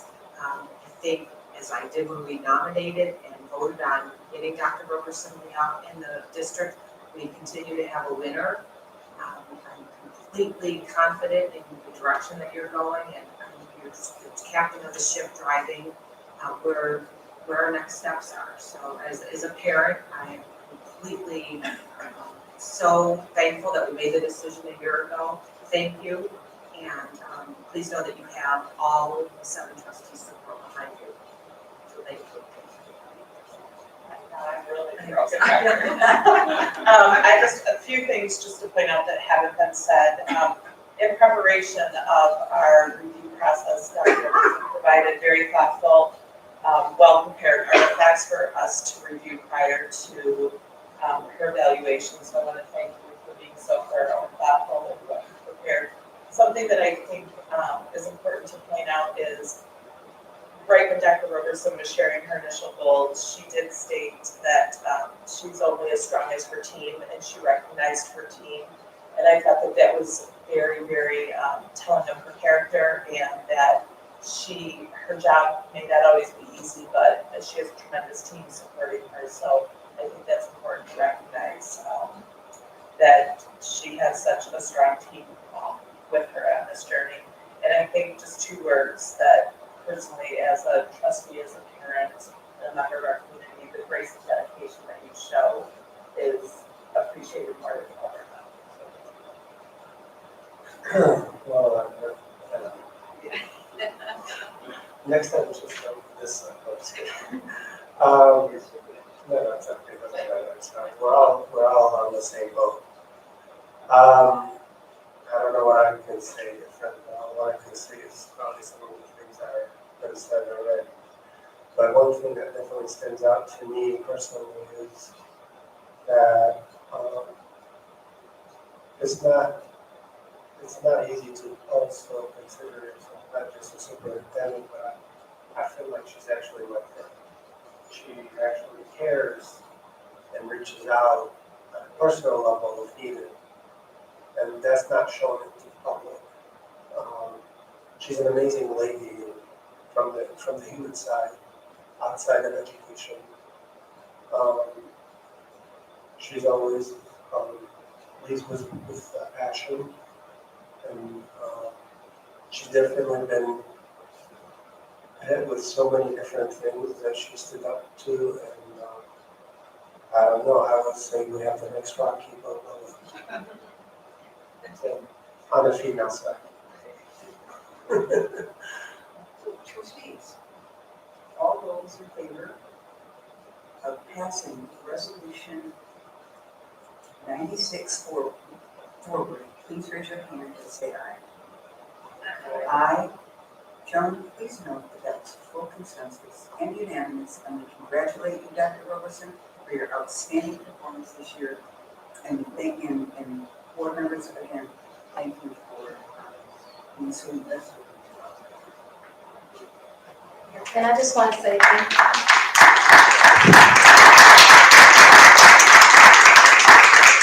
I do want to say thank you to all of the board trustees. And I would thank you for all of the kind words that you said. I do want to just say for the public is that in that 3 hours, they pushed me as well. And there are some areas that definitely actually at our CLT meeting, I shared with them the comments that you pushed me on that I need to improve on to continue to push our district for. And, some of those areas are around instruction and making sure that we are improving our scores, our student achievement, and moving our district not only to a level of being number one in state, but nationally as well. And also internationally, pushing around our marketing and rebranding our district to make sure that we are recruiting, but also retaining the students that are in front of us. And making sure that we have a strong program in terms of how to reach out. And then, and there were other things as well, but, and also the community relationship piece in terms of, we see a lot of community partnerships, but how is it impacting our students in terms of being able to make them stronger citizens and not only in our schools, but in the world. And so I just want to say that for the public that, behind the scenes, there was also that 3 hours was also a push, but we're ready to rise to that occasion, especially with us all working together, support here, and then also with my team as well. Okay, and next, we have Resolution 97. This is the Open Schools Board of Education. Adrian, are you gonna take that up, or, I don't remember Trustee Wolfner. I can, if you want to, you see up the motion first. Yes, okay. So just to let you, give you a heads up, like your advance numbers. Your is up. Okay, trustees, can we consider moving resolution 97 forward, Open Schools Board of Education? A motion, please. Resolution 97 forward, regarding the open schools board election. Second. Motion by trustee Joseph, seconded by trustee Whitman. Thank you. Yep, so, resolution 97 is, to elect board members, at a meeting of representatives for the ISD. And, the intermediate school board candidate or candidates that the board supports by resolution, is adopted in advance of the election, but then somebody on our board has to go in and physically submit our vote as well, and that's going to be trustee Hochner, when she returns. But what the ISD offered to us was a Zoom meeting where there were 4 total candidates, and they were all asked the same questions. And the Zoom was both viewable live, but then also they shared a recording of it. Trustee Whitman was at the live viewing, and then trustees Hochmer and President Ashlooney viewed the recording. And all 3, completely separate from one another, came to the same 2 people who they believed would be in the best interest of the ISD and best representative of our values here as a board. And those 2 individuals are named directly in the resolution, but our candidates Steve Gottlieb and candidate Connie Williams as the 2 candidates that we would like to see serve 6-year terms for the Open Schools Intermediate School District Board of Education. And other than that, I don't know if either of you two want to add anything before we vote. As you mentioned, so the resolution, yes, hopefully tonight, and then Vice President Hochmer will actually cast our ballot on June 6th. Yep. And thank you for doing that. My pleasure. My pleasure.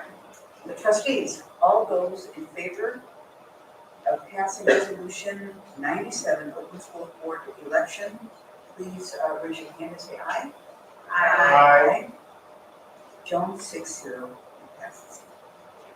Okay, last we have our calendar and calendar information. Looking at the calendar, gosh, I mean, way down here on the second page at the end, which means we're running to the end of our school year, says that Monday, of course, is Memorial Day, so all students and staff are in school. There's a half day on Wednesday and Thursday for high school students with exams. The last day at school is Friday, June 10th, and our graduation ceremonies are held on the same day. I believe Rose is in the morning at 11 o'clock, and Seaholm is at 3 o'clock on June 12th. That will pretty much wrap up on the school year. The only thing I'd also like to add for the community members, there are going to be 2 board seats open for election. So next Tuesday, the 31st of May, through MASB, we're hosting a Get On Board at 7 p.m. in the Media Center here at Groves. And essentially, it's an information session and a Q&A of what does it mean to be a board member. Absolutely no commitments necessary, but if anyone is interested out there thinking that they may run, it's a good information session just again to get some pamphlets, ask some questions of some existing trustees. We will have a second one on June 23rd. A second one, Get On Board. But again, that's next Tuesday, 7 p.m. Get On Board through MASB. Thank you so much. Yeah, I forgot to mention that. Trustees, anything else? For announcements? Thank you. Safe. And just a quick, kind of a humor, and based on the pronunciation of your name, you know, I'm a big fan of basketball. There was Dr. J, so we should call you Dr. J. Okay, trustees, if there's nothing else, I am going to adjourn this meeting. It is 9:28. This meeting is adjourned. Thank you so much, everyone, for attending. Alan, thank you so much for all the hard work connecting. Steve, you were awesome. I appreciate you, and thanks for coming.